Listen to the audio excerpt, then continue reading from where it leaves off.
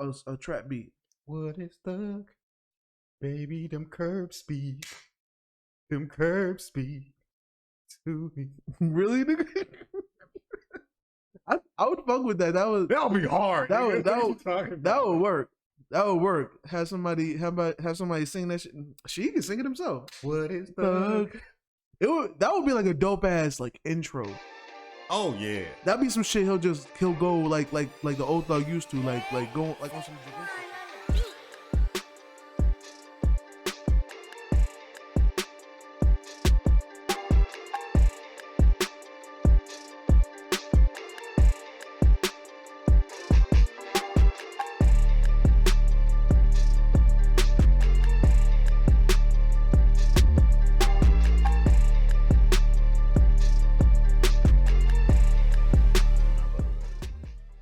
Yo, you dig? It's the Hold It Down podcast, HID Boys in HD. You know what I'm saying? Before I go any further, because I always forget to do this shit, you know what I'm saying? We on YouTube now. Like, comment, subscribe, Hold It Down podcast. Put it in the search joint. Hit enter. You can find us, you know what I'm saying? You see the logo. You see what we do. You know what I mean? We out here. Feel me? I'll be your co-host, Genghis Quan. You know what I mean? In this building. You know, Quan Wick. Doing what I do next to my co-host right here. What's up, y'all? It's your man, the Unstoppable Bloodbath, back again on another episode of Hold It Down podcast. I'd like to thank my co-host, Action Quanson, for the great intro. And the Hold It Down podcast is all about hip-hop and battle rap culture as a whole. Thank you for tuning into another week of the foolishness. It just never ends. You never run out of ammunition. You never run out of ammunition. Yeah. Thanks for another week of the foolishness. Last week, y'all showed up. This week, y'all need y'all to show out. For real. So, usually we break the show off into segments. Start off with the hip-hop shenanigans. You did. Then we get into the actual battle review. You did. Then we do our closing remarks and our artist of the week. But this week, I want to start off by thanking niggas for giving us support when we did our novelist shout-out last week. I want to thank you, everybody. We're shouting out novelist. So yeah, we did a novelist shout out. Asked me to come on Dead End Gaming, the show that I'm a producer on that show. Shout out to producers of shows and of beats. We out here producing. The novelist saw it. He was just like, "Yo, I'm down." So we confirmed novelist is gonna come on Dead End Gaming. Shouts out to him being down. Never be afraid to use your voice, people. Never be afraid to use your voice. You know what I'm saying? Next, stand out above the crowd. Even if you gotta shout out loud. You feel me? So yeah, I'd like to thank everybody for showing up for that, giving us likes and retweets. Only took like 5. It didn't even take that many. Only took 5. So now I'd like to formally announce the T campaign. All right. My goal is to get T-Pain on Dead End Gaming no matter what it takes. Boop, boop. What would you say? Boop, boop. I will give him as many shout-outs as it takes. If I got to come back here next week, give another shout-out, I'll do it. If I had to come back here the week after that, give another shout-out, I'll do it. We're going to keep doing this till T-Pain shows up on Dead End Gaming. I'm with it. Shout out to T-Pain. I'm with it all the way. You know what I'm saying? We over here, you know what I'm saying? I got the Florida boy over here. I'm from New York, but I spent a lot of time in Florida. It's part of me. It's damn near half of my life. So we fuck with Teddy Payne. You feel me? A long way. You know what I'm saying? We fuck with Tallahassee Payne. You know what I mean? Hitmaker. Hitmaker before Hitmaker. You feel me? You know what I'm saying? Legend. I don't think a lot of y'all understand. This nigga was a rapper turned singer. You know what I'm saying? And I ain't gonna lie, son. I saw the nigga come up, bro. I remember when niggas wasn't fucking with him, bro. I remember when I'm Sprung just came out, and only my mother liked the song. Which why am I hip hop and I'm always around women that don't like hip hop? I don't know. Yo, what are ladies that like Griselda? You know what I'm saying? I need some friends that like Griselda and Dipset and G Unit and shit. Damn. But I have to move. Apparently. Apparently. I'm gonna have to go to the underground. But I remember my mother liked that song. You know what I'm saying? She was fucking with that song. And I had went to one of his concerts when it was like extra early. Like to the point that the nigga was performing and nobody was moving type shit. You know what I'm saying? So real early. I remember niggas got into a fight at that party too. You know what I mean? It was a little scary because I was still a kid and there was grown men fighting. Like I was like, I think I was a fresh 13, and I saw like just dreads swinging everywhere. And niggas, It was a long time ago too. So like big ass jeans just flopping in the air and a whole lot of room in niggas' jerseys and t-shirts swinging at each other. I'm like, yo, where my mother at, bro? You know what I'm saying? But yeah, I remember seeing the come up from him being like, you know, performing in front of people, trying to get his name out there, to now, to well, not now, but like to at the time being one of the biggest, you know what I'm saying, artists of the generation, having mad features. We got to get the count on how many like features he's had. Oh yeah, like crazy. how, because he's probably got like Gucci Mane numbers. Let's never forget when we said what Gucci Mane had like what 70 mixtapes. Oh yeah, maybe it like was something ridiculous. Crazy.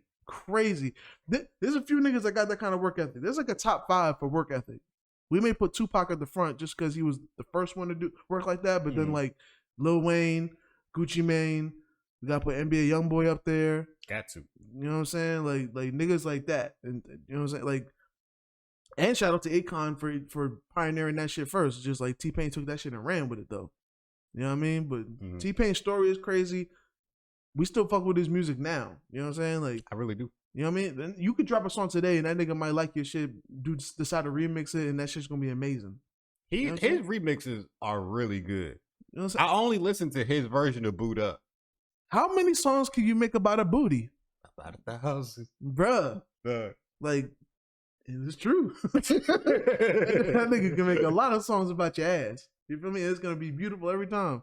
T-Pain making songs about butt is like the jelly to the peanut butter. It's just like for sure. It's always good. Always good. You feel me? Always good. Shout out to T-Pain. T-Pain campaign starts today.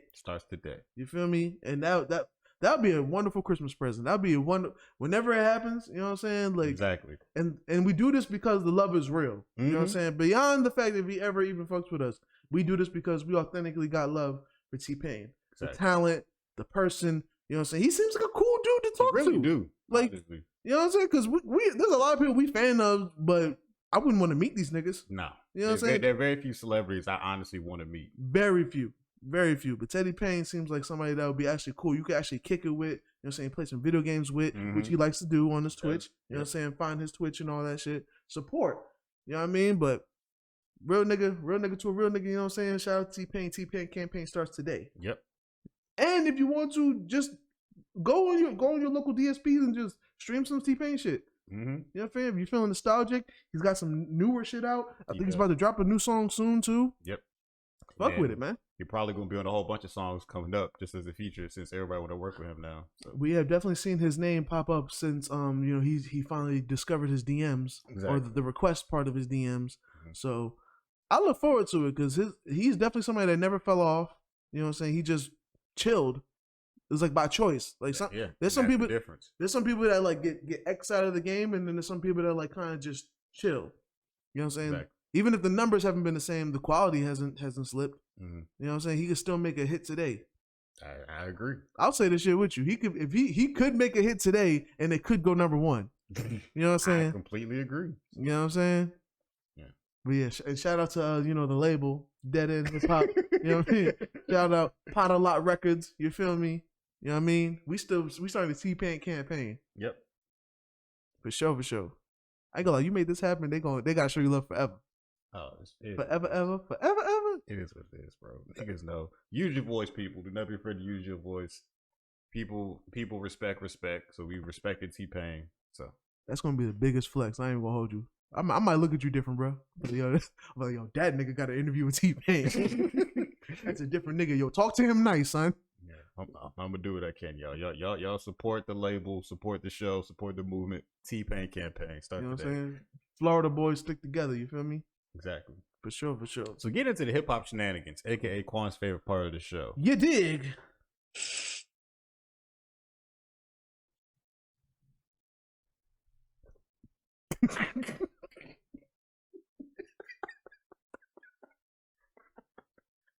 You dig? We in this bitch. There's not that much foolishness this week going on besides one of Quan's favorite podcasts. So yeah, so it's the tragic ending of the Joe Budden podcast. I've been pretty vocal about my love for the Joe Budden podcast, and as Joe Budden as a entertainer and entity on this thing, on other platforms, on, you know, talking with the Dead End people, like, you know, it's It hurts. It hurts, but it's also one of the things that kind of comes with being a Joe Budden fan. Is like you feel like every day is a chance for some shit to go left. You feel me? It just comes with the territory. But in the overall scheme of things, I thought things were gonna get better because it seemed like things were, there was tension in there, and then niggas took a break, and I was cool with the podcast ending the way it was because I want niggas to be cool first and foremost. Mm-hmm. You know what I'm saying? I'm one of the people that actually cares about my artist/entertainers' mental health and how their life is going. And I know that this podcast only became so great and worked so well because Joe Budden was doing this with people that he considered his actual friends, not just coworkers, not just niggas that he saw and he was like, yo, that person could talk. All right, he might be cool. Let's put him on the podcast. Like, this comes from people that are his actual friends. He actually has relationships with. So it almost hurts more to see him beefing with his peoples who these people are cool individuals. It's always when people when you see cool individuals beefing with somebody, that's when I get worried.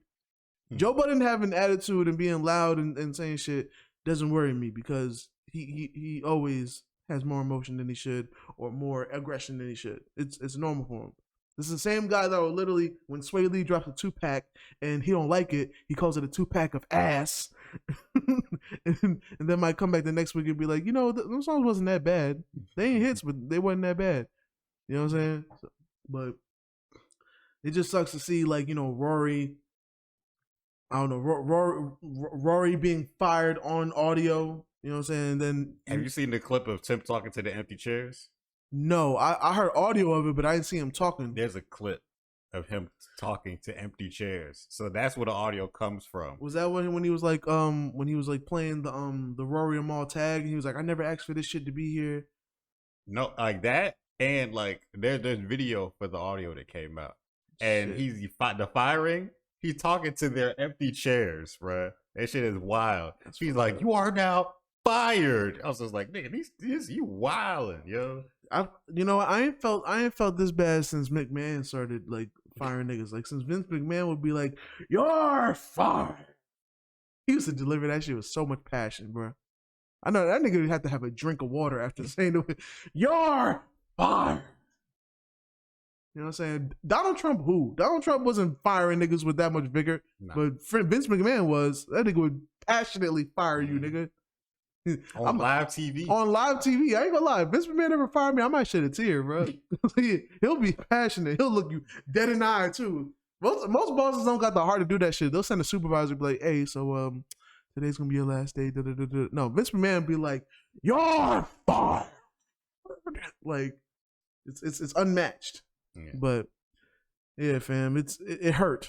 It hurt. And then Maul, I hear Maul making tweets. Not making tweets. I don't want to sound like a Twitter nigga, but I seen he said he's not with the corny shit. So that's a cool nigga's way of saying he ain't fucking with this shit. So it does suck to see it dissolve like this. But I know Joe Budden gonna bounce back. He always bounce back. He always loses niggas. It's just. So did it all start because they was upset that he said he was open to working with academics again? Because I kept seeing academic posting memes, like Thanos memes. That's what hurts, is the fact that because that's my information. I don't be looking for information, but sometimes I check on shit and I might just see some shit through memes. And memes may not give you all the information, but they'll give you enough. Yeah.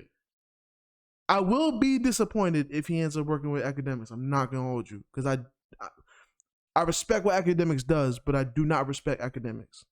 If that makes sense. I respect that he out here getting money and shit, but I don't respect that nigga either. Yeah. And I feel like he only has the position he has because niggas feel like they gotta fuck with him.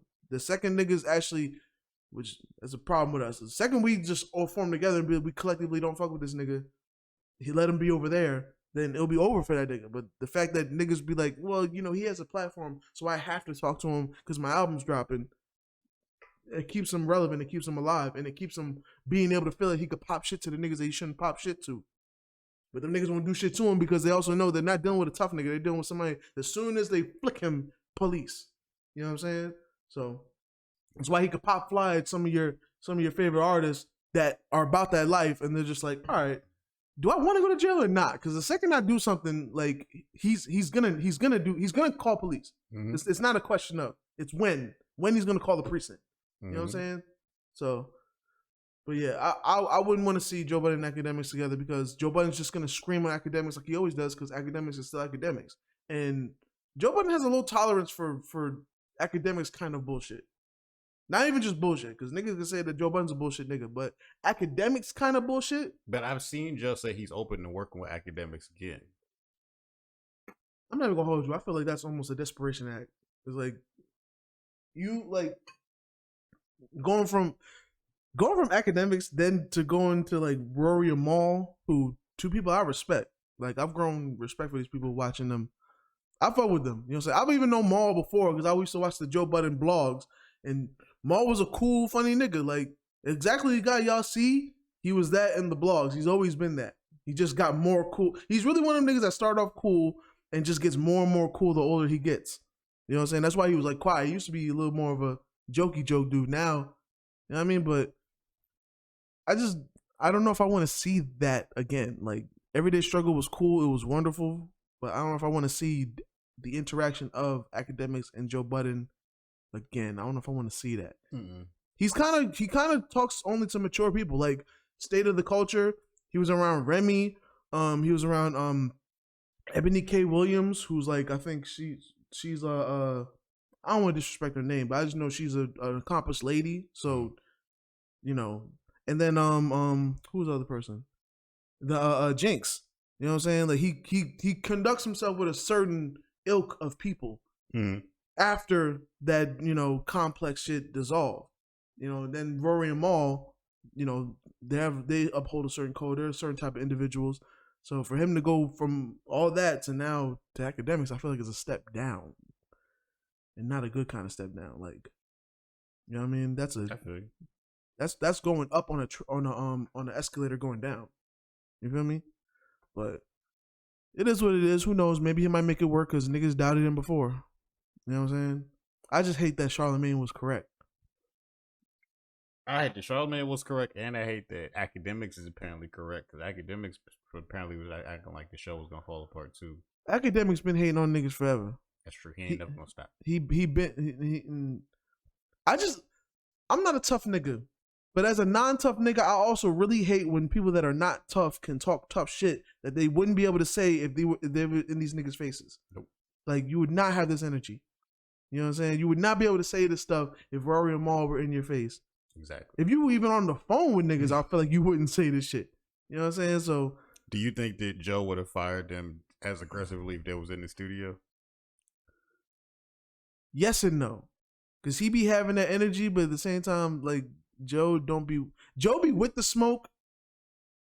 He's like one of these people. He's like that person that like if he sees the school bully, right, and the school bully's like, yo, 3:00, you and me.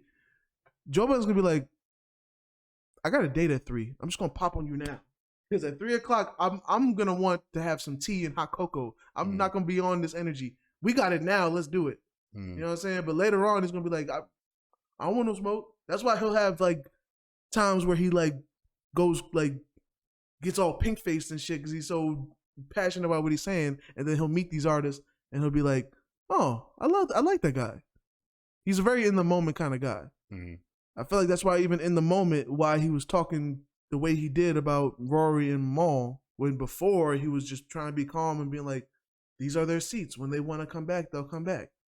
So that's why it also hurts that it went this way because it seemed like it could have ended, but ended like more peaceful. Like they just could have talked in the background, maybe not come to a good agreement, and then just darted off peacefully. The main point that I love that people keep making is how Joe gonna be out here preaching this ownership shit every week, but his niggas start asking questions about ownership, and then he fires them and tells them it's nothing.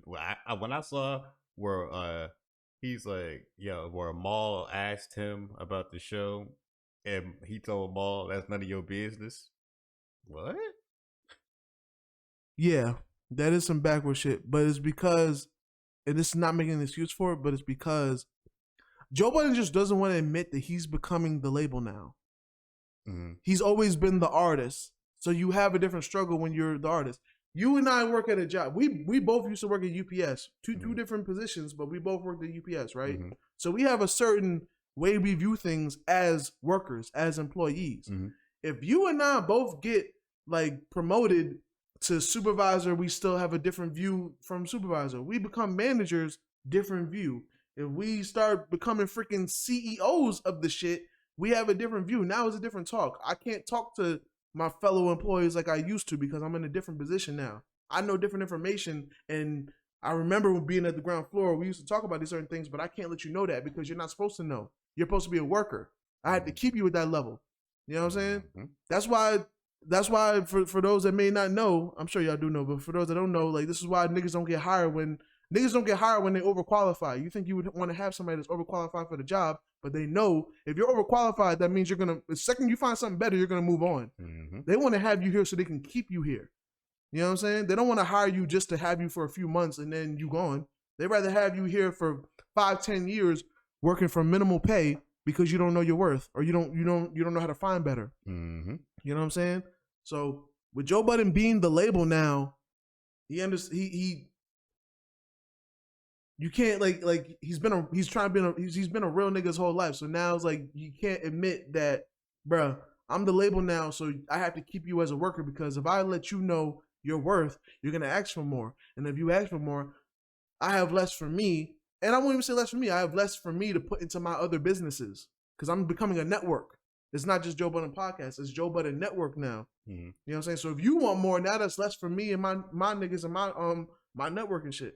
So it is contradictory because I listen to him to get like game on knowing your worth and getting equity and shit. And you know, like with this podcast if we come across a deal right now where somebody's offering us $100,000 for a year, but they take ownership of everything, it's pointless. It's pointless. And we doing this in our crib, man. You know what I'm saying? Niggas is still broke. You know what I mean, I won't even let you know details of shit, but niggas is broke. Word. You know what I'm saying? But we'll at least have the wherewithal because of game that we require from people we listen to. If niggas come at you with a deal like that, don't sign it because you're gonna be happy now, but you're gonna be asked out later. Exactly, bro. I've been listening to rap music too long to sign a bad deal. For sure. I refuse to be one of them niggas who say they signed a bad deal, bro. Like we're not doing that shit no more. For sure. And it's like it does suck to see that because that's really what it is. Like it's Joe Budden usually is the artist. Now he's the label. So as the label, you have to think different. This is why niggas get in position and niggas feel like they change on niggas. Sometimes you can't be the same nigga you was when you get into a position. You know what I'm saying? Because when you down bad, you be like, yo, I'm going to help all my people. You know what I'm saying? Ain't nobody going to starve with me. But then when you get in position, you realize, you know what? If I have 100,000 right now, I got 100 people I love. I could give away 1,000 to everybody right now, but now we're all stuck at zero because they're going to spend their 1,000. They're not going to make the money with their 1,000. But if I have this 100,000 and I give like some crumbs out to my people, you know what I'm saying? But I keep 70,000, I know where to reinvest that shit to make more money and more money and more money. Or I know where to put that shit to make businesses. You know what I'm saying? So you have to think different. But this is also why sometimes it does suck for, you know, business and friendship to come to a head. Because now you look contradictory because you started off this podcast as the worker. Now you're becoming the boss and your mindset's changing and you're even preaching the shit in the shit. But now when your co-hosts are like, yo, we got some questions. We kind of want some ownership of this shit. Like, what's up? Now you come across different now. Yeah. And Joe Budden's always had a thing of getting in his own way. And this is still the guy that, like, you know, I still believe he's the reason why Olivia left. For those that don't know, he has another podcast called See the Thing Is. It was his first podcast other than Joe Budden podcast. And it's all women. That was the intent of it. It's a women's podcast. And it was 3 members initially. It was Mandy B, Bridget Kelly, and Olivia Dope. She's a DJ. And I think she had an issue because like Joe Budden claimed to be like, you know, I want to be women empowerment. I want women to have a voice, be heard. But then when he's on the few times he was on the episode, when, you know, they have little business talks and stuff, he's coming across like a boss. He's not listening like he should be. He was listening a little bit, but he's not listening like he should be. So, you know, everybody's human at the end of the day, but it sucks to see something great end But subscribe to their Patreon because apparently I heard the Patreon's still lit. Because the last episode that came out on public, I think it's like a month old, not a month old, but like a few weeks old. But niggas were saying like, yo, just subscribe to the Patreon. The Patreon's still going crazy. What's up? That's what's up. I just don't know who he's gonna find to take care of the podcast now. So is that show just over now, or it might be because I think he was setting up another podcast with Ish and Ice, but I don't know if Ice is gonna be on there. I'm also behind because I've been watching. I've been like I like having my episodes lined up. I don't like being on time with the shit, so I could be late on this when I'm saying this. But I just know the episodes I'm seeing is when Ice was on there and he was still new, and he's great because him and Ice are actual friends. So of course they're gonna. So it's the same thing as the Joe Budden podcast originally, where it was just him and his friends. Just different friends now. But Ice didn't want to be on there. Like Ice is not a podcaster. It's kind of like you. He pretends he don't want to be on the podcast, but then he shows up. You know what I'm saying? So I don't know if he's still there. And then I haven't got to the episodes where Ish comes through, which Ish, another friend of his, and I only know this because I watched the Joe Budden vlogs. If you don't watch the Joe Budden vlogs, these niggas are just new niggas to you. You know what I'm saying? But yeah, R.I.P. the Joe Budden podcast. And I hope Maul and Rory are doing straight because there's some cool niggas. Yo, Maul, tell Jay to release an album, bro. You know what I mean? Since you Rockefeller royalty and shit, I need a Jay album. I need albums from niggas that are in Jay's position. Like, teach us niggas that will still listen.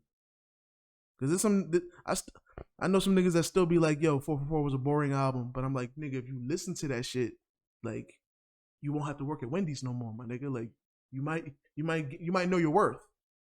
All right, so if they know their worth, do you think they would still decide to be in MMG? No, because apparently Rick Ross ain't MMG no more. Yo, from a tweet, all of a sudden now, nigga, the boss is kicked out of his own group. All right, so allegedly Meek Mill had a birthday party in Miami, and allegedly Rick Ross was denied entry. I'm hearing that apparently Meek Mill has some issues with his contract with Rick Ross, which is funny to me because we knew he was MMG, but it's also like it hasn't been represented like it used to be. Like niggas ain't making self-made no more. They ain't being like, yo, MMG on every track anymore. And then Wale really been doing his own thing respectfully. It was no love lost or nothing, but I just assumed that like their time in that era has ran its course and the mission was accomplished. It was like, yo, he believed in two artists that were dope and haven't been given the shot that they deserve. So I'm gonna give them the shot on my platform, you know what I'm saying, and make them be bigger and be able to run on their own. But like I said, apparently Meek Mill had a birthday party and Rick Ross was denied entry, which is crazy to me. In his own city, in Miami, in Miami. That's what I'm confused about. That's crazy. How you gonna come to my city, have your birthday party, and tell me I can't come as your boss? Yeah, allegedly. But if that is true, that's crazy. That's crazy. So Meek Mill telling Rick Ross, you're not MMG no more? That's crazy. So who is MMG at this point? Apparently, I don't know.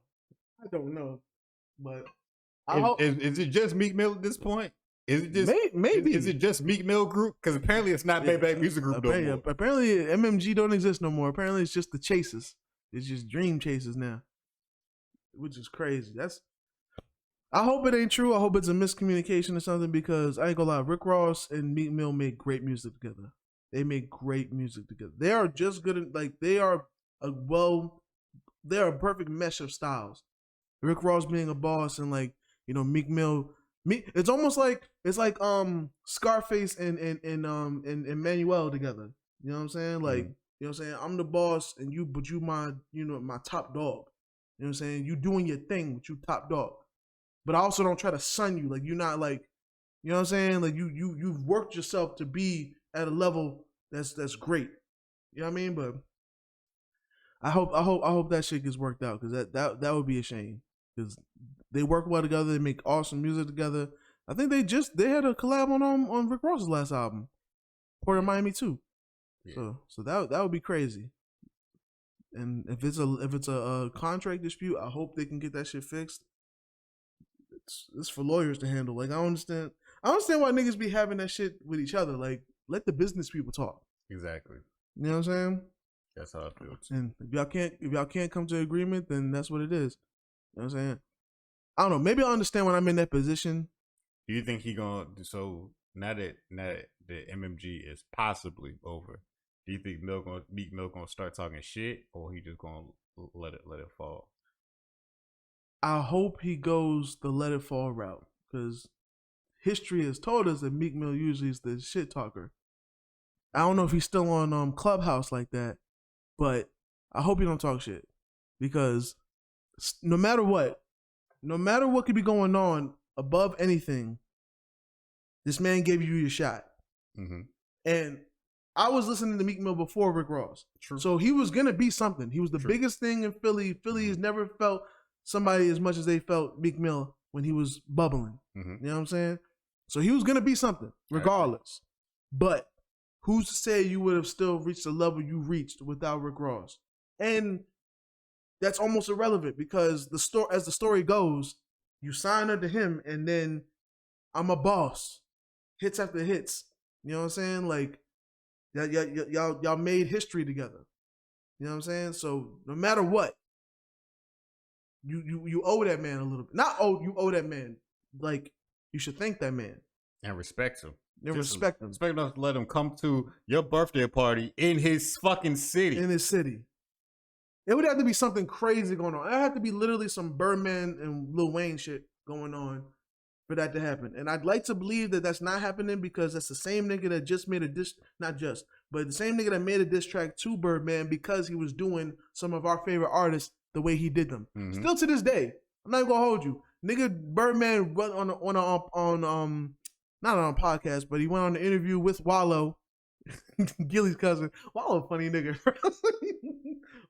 Wallow and Gilly some funny niggas. Shout out to them. You know what I'm saying? Have you seen that clip of where Gilly was just like, he was like saying something like when the people asked him, would you rather be respected or feared? And he was just like, yeah, man, when I was in the streets, I wanted to be feared. Like, I wanted niggas to know when they saw me, like, oh, this is a serious nigga. I wanted niggas to leave, right? And so he's talking all this shit. And then Wallow said, nigga, where was I?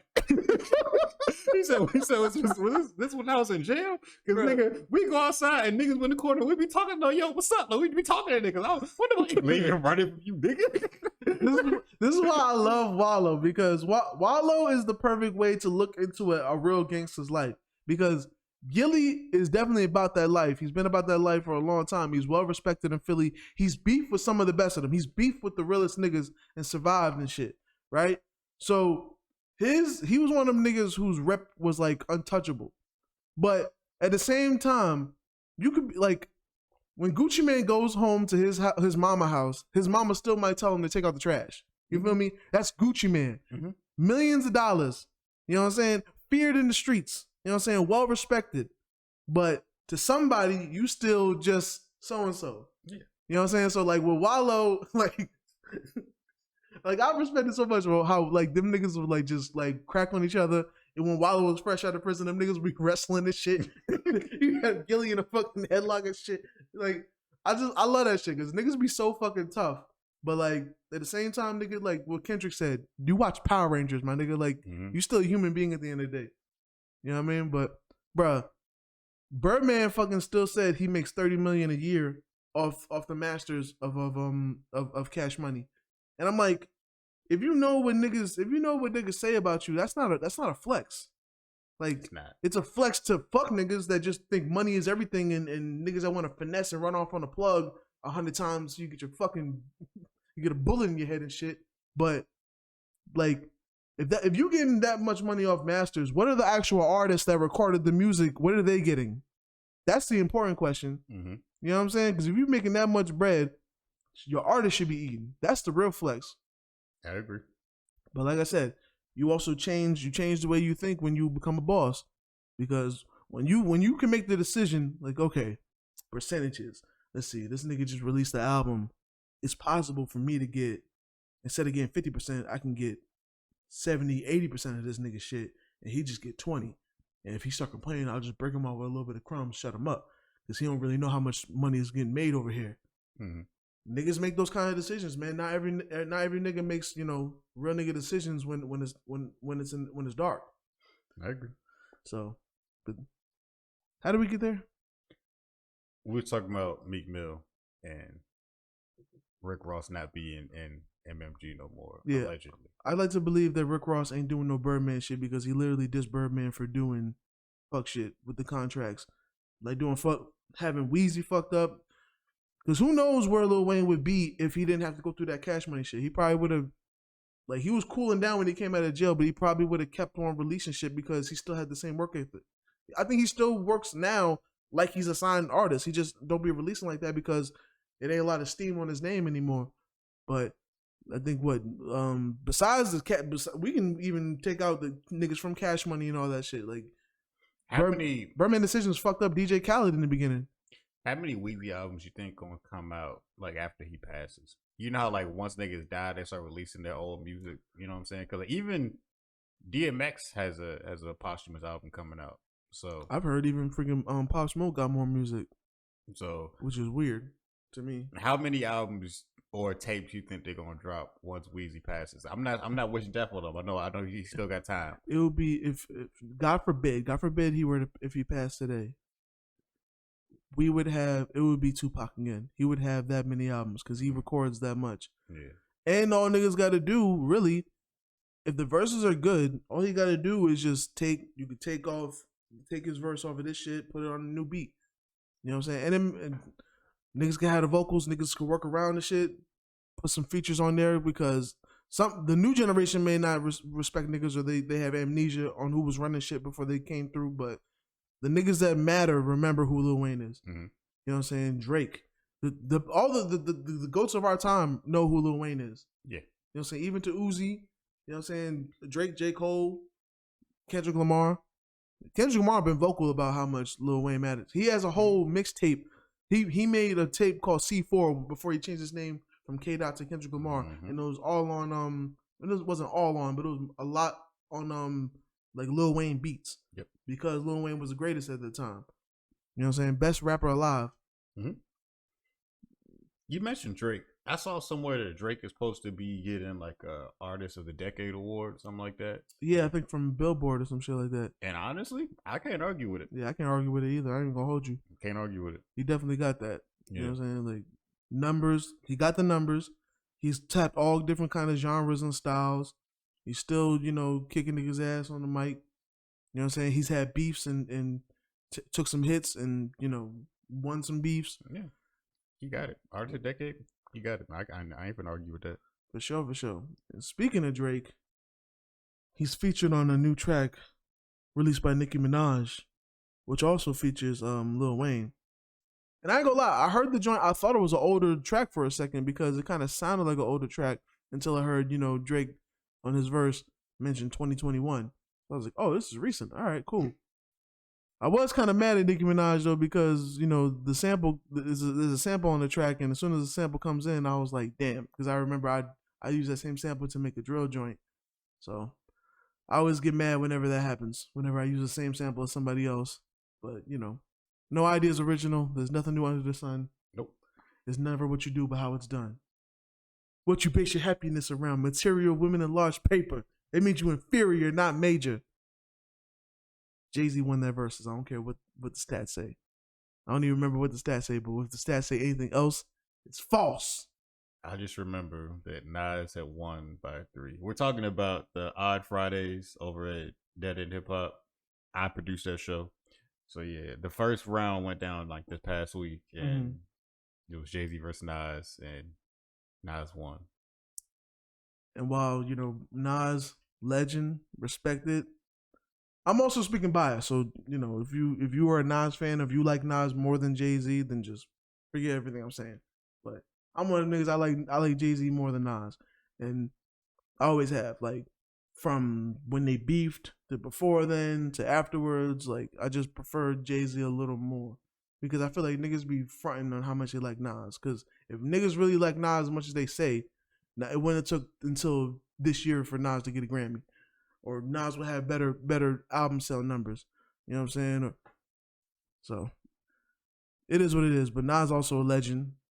Like, you know, only getting better with time too. I will say that. Like, I am very impressed that like nigga could be 20 plus years in the game and Life is Good is a classic in my opinion. That was a classic for me too. King's Disease is a classic. You know what I'm saying? Got a lot of good reviews. You know what I mean? So I'm never mad at somebody liking Nas, but I'm more of a Jay-Z fan myself. Yeah. So the next battle they're doing is Kendrick Lamar versus Gang. Allow me to say, I feel like Kendrick will sweep this shit, like gracefully. I feel like but that Game has a good catalog. He got good hits, but I don't think he can match Kendrick for 20 songs. I don't think so either. Because you know what? It's going. You know where it's gonna be a good tie. Because Game has the hits, right? He has the hits, but I'm also trying to remember like what like the dead end audience. Do they like bars or do they like hits? Because I feel like if they put it this way, if Nas won over Jay-Z, then Kendrick should win over Game. Yeah. So y'all better be consistent, because if Kendrick if Game wins over Kendrick, y'all niggas bugging out there, son. You know what I'm saying? Y'all niggas is bugging out there. That's all I'm gonna say, because this is how we do. I don't know what Kendrick has that's gonna beat that. That's niggas that are outside. Them shits got moments. You know what I'm saying? Like I don't know how far in the catalog we're gonna go. We're gonna go One Blood remix in this bitch. Like Hate It to Love It. You know what I'm saying? We going Hate It to Love It. You know what I'm saying? Are we going mixtape? You know what I'm saying? We going 300 bars and running? Yeah. Are we going what was that one he did where he would literally rap for 20 minutes on a Jay Electronica beat? I don't know if that has a name. I think it was 900 bars and running, something like that. But it was literally 20 minutes of rapping, like 20-minute track. And I respect that. When Exhibit C came out and he rapped on that shit. He rapped on that shit for 20 minutes, bro. It was so long. He used to fuck with DJ Ski. DJ Ski took that same track and just like made it like a jacket for beats and switched the beat out every like few bars and shit. Mm-hmm. It was fire. You know what I'm saying? But as far as like lyrical, spiritual naturalness, you know what I'm saying? Kendrick got that no matter what. And Kendrick has hits as well. Like his hits don't start later and hit till like later in his career, but if they do like mixtape Kendrick still, like not even just album Kendrick, it's still some good songs in there. For sure. I don't know if Game has nostalgia attached to some of his hits. Yeah. And that's going to carry a lot of weight. These Kendrick hits are newer, so they don't have nostalgia attached to them. Yeah, because I ain't gonna lie, because I'm gonna be the first to say, and you know, y'all can call me crazy. When the documentary came out, I thought the album was just cool. Mm-hmm. It was cool. I wasn't like crazy hype off it. But years going by, you know what I'm saying, especially like Game that album was stacked. So like he had like Just Blaze production. When I hear them shits now, I'm like, I remember being like freshly in Florida listening to this West Coast nigga that was in G Unit, and G Unit's the biggest shit at the time. You know what I'm saying? I got all the deluxes. You know what I'm saying? Real G Unit fan. I have the deluxe of every single nigga's debut album. You know what I'm saying? Except for Tony Yayo.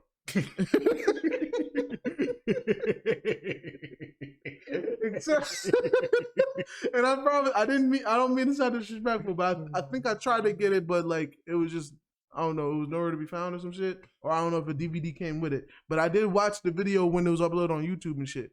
But I have all them niggas deluxes, bro, even the games, and I watched every nigga's DVD, and I watched this nigga, you know, R.I.P. You know, the 4 Cent. You know what I'm saying? That was his nigga. I remember all that shit, son. So it's gonna hit different when they playing shit like, you know, no more fun in games. That shit gonna hit different. Mm-hmm. It's gonna hit different.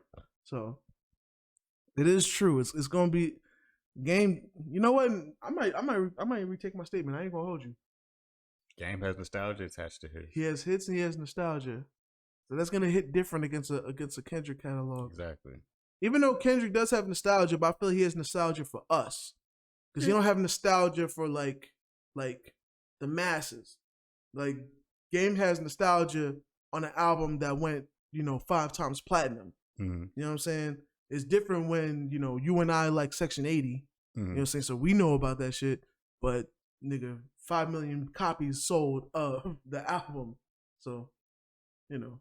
Yeah. When niggas play Hate It or Love It, it's gonna hit different. Oh yeah. That's gonna be that's a tough one to beat. Honestly. For sure. So it's gonna be something. And like I said, how we do, that might be an automatic point. I'm not even gonna hold you. Yeah. That's an automatic point right there. How we do. You know what I'm saying? Yeah, but that's tough. West Side Story. We just talking about the first album too. We ain't even getting to none of with Doctor's Advocate, bruh. Shoot, why you hate the game is one of the greatest Just Blaze beats to me. So also, even on what you got, the Red album, The City with Kendrick Lamar, whose song is that? That's a Kendrick Lamar song. I don't think nobody say. That's a Kendrick Lamar song. And the fact that Kendrick didn't come on until the end and murder all the verses the game had on the song before that. I'll tell you what, because I would speak disrespectful because of the way that Kendrick murdered that verse and murdered that song. But I respect Game because I feel like Game set it up for it to be that.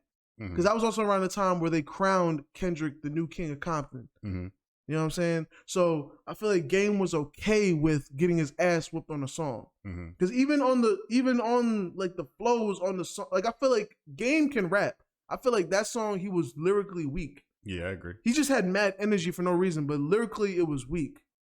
So I feel like it was almost set up for Kendrick to come through and bust ass. Because even when Kendrick goes into his verse, like the beat like fades. Like they didn't keep the beat in there. His whole verse is a cappella. You know what I'm saying? So it was Game gave the alley oop to you know the newcomer at the time. So I respect it because a lot of niggas, shoot, especially in the rap game, mad egos. Niggas don't do shit like that. So that's a real nigga move right there. I know niggas protest a lot of shit that Game do on the actual personality side of things because he gets in beefs with a lot of people. He talks a lot of shit that he doesn't need to. He makes a lot of weird ass moves, but that was a real nigga move right there. Oh yeah. Especially if you put on for Compton like that. For sure. Kendrick even mentioned it in the verse. He said, "Game came through, put the city on his back. I was in the city where a nigga had seen that shit. Compton, the nigga got screaming that shit. Yeah. Never went commercial, never TV screen that shit. Can't block or screen that shit. Now everybody sing that shit. Boy, I remember. Boy, this verse is the great. That verse is crazy. I'm trying hard not to say the whole shit right now because I don't. They don't need to. You can do your Googles. You could look it up. The City featuring Kendrick Lamar. But yeah, that's gonna be an interesting battle. It's now I think about it, it's gonna be more interesting than I thought. Oh yeah, nah. I respect Game. I remember it was like a little while ago, maybe like a month, a couple weeks ago. Game was saying he was just like, yo, he one of the best artists to come out of the West or something like that. Like he's like a big deal, you know what I'm saying? Like and niggas was trying to act like, what? Because Game saying he had like one of the best catalogs, something like that, out of the West. And niggas was trying to act like he didn't, but I was just like, bro, watch your mouth. Niggas, in recent years, not even like super recent, it within since like 2000, like to now, that nigga has one of the best catalogs out the West, bro. I want a nigga to dare tell me that Game is not top 5 on the West Coast. Like it's difficult to say he not. Like niggas gonna bring up niggas like Snoop. All right, bro. Snoop, got it. That's like some 90s shit. Dr. Dre. Catalog? Or we're talking about production, yeah. You could say anything. Oh, okay. Anything from the West Coast. Him on the mic? I don't know. Production? You got it.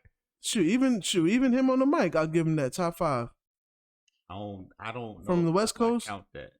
I don't know if I count his rapping. Maybe because I've heard a lot of mixtape Game. So I'm talking about Dr. Dre. Oh, no, I was talking about Game this whole time. Oh, Game? Okay, yeah. Game top 5. Yeah, I was talking about Dr. Dre when you said Dr. Dre. I was just like, I don't know about Dr. Dre's rapping like that. Make him top 5 production, sure. Oh no.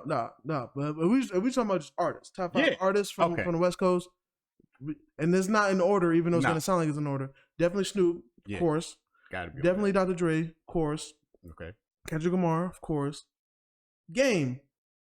Now after that, you might have to do some digging. I ain't gonna hold you because I can't think of. I mean, if you want to put E40 because he's a legend. I was thinking E40 honestly, but outside of E40, niggas gonna say that we tripping for not saying Ice Cube. That's understandable. But we are talking about top 5 too. We talking about top 5. Niggas gonna argue that Ice Cube's albums are crazy. I can understand that. I can understand that. But yeah, top 5. I ain't gonna lie. I might put Ice Cube as like a 6. I put him above Dre. I mean, I'm not mad at that. Dre has influence because of his production, like groups you work with and stuff like that. Yeah. But yeah, because if we talking about like, because also sometimes the argument changes too. Because if we talking about just like, if we talking about the artists, like everything they bring, then like no, Dre got to be up there because niggas still mention him. He ain't dropped an album in forever. But if we talking about just like music or like lyrics on almost every song, he only worked with that nigga like once. That's what I'm saying. It's some of the shit I don't fuck with. Like, why you gotta mention Dre like all the damn time? I think he finally gave up on trying to get that J verse too, which I'm thankful for. You know what I'm saying? And let's not forget the last album he dropped. That was a good album. Yeah. But that cover art, boy.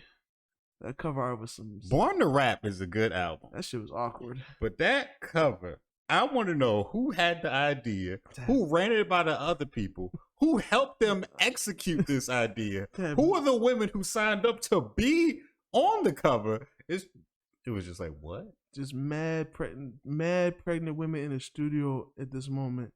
And in this one picture, and then they ain't just sitting there posing. They sitting there, they living life. So like, some is near the drinks, some is rolling up weed, like some just chilling. Like, I'm like, this is a lot. This is a lot, and this is not so close to the title of the album that this had to be the idea. Like we could have fleshed out some better ideas. Exactly. You know what I'm saying? We could have made a cartoon or something. You could have just made like a, I don't know, bite off Biggie's Ready to Die cover or something. That would have been just fine. Exactly. Put a baby game. That's all we didn't have to do. He could have put a Carter 3 and had the baby picture with the recent tattoos. Yeah, he could have did it. He fought with Lil Wayne. Lil Wayne would be like, "Yo, go ahead, Wody." It would have worked. Do that shit. But yeah, that was a weird album cover, bro. It was. That was a weird album cover for a good album. It was a good album, honestly. I'll give him that. He's definitely an artist. So like, even feel how you want to feel about him, but one thing that's always going to be consistent and good is the music. The music's going to be fire. You know what I mean? Exactly. Even though like it was a time where he was dropping platinum on platinum, getting plaques, and he's still one of the best to come out the West. Still, he was one of the head. And niggas don't even like realize that he came through at a time when the West was quiet. Yeah, like the West, all the West had was Snoop Dogg. You know what I'm saying? At the moment, you know, Dr. Dre was still working on Detox, and if he wasn't, and he's still working on Detox to this day. And if he wasn't working on Detox, he was working with Eminem or some shit. So he wasn't concerned about his own shit. Snoop Dogg was the only one really holding down the West like that. And then here comes Game, and Game holds it down.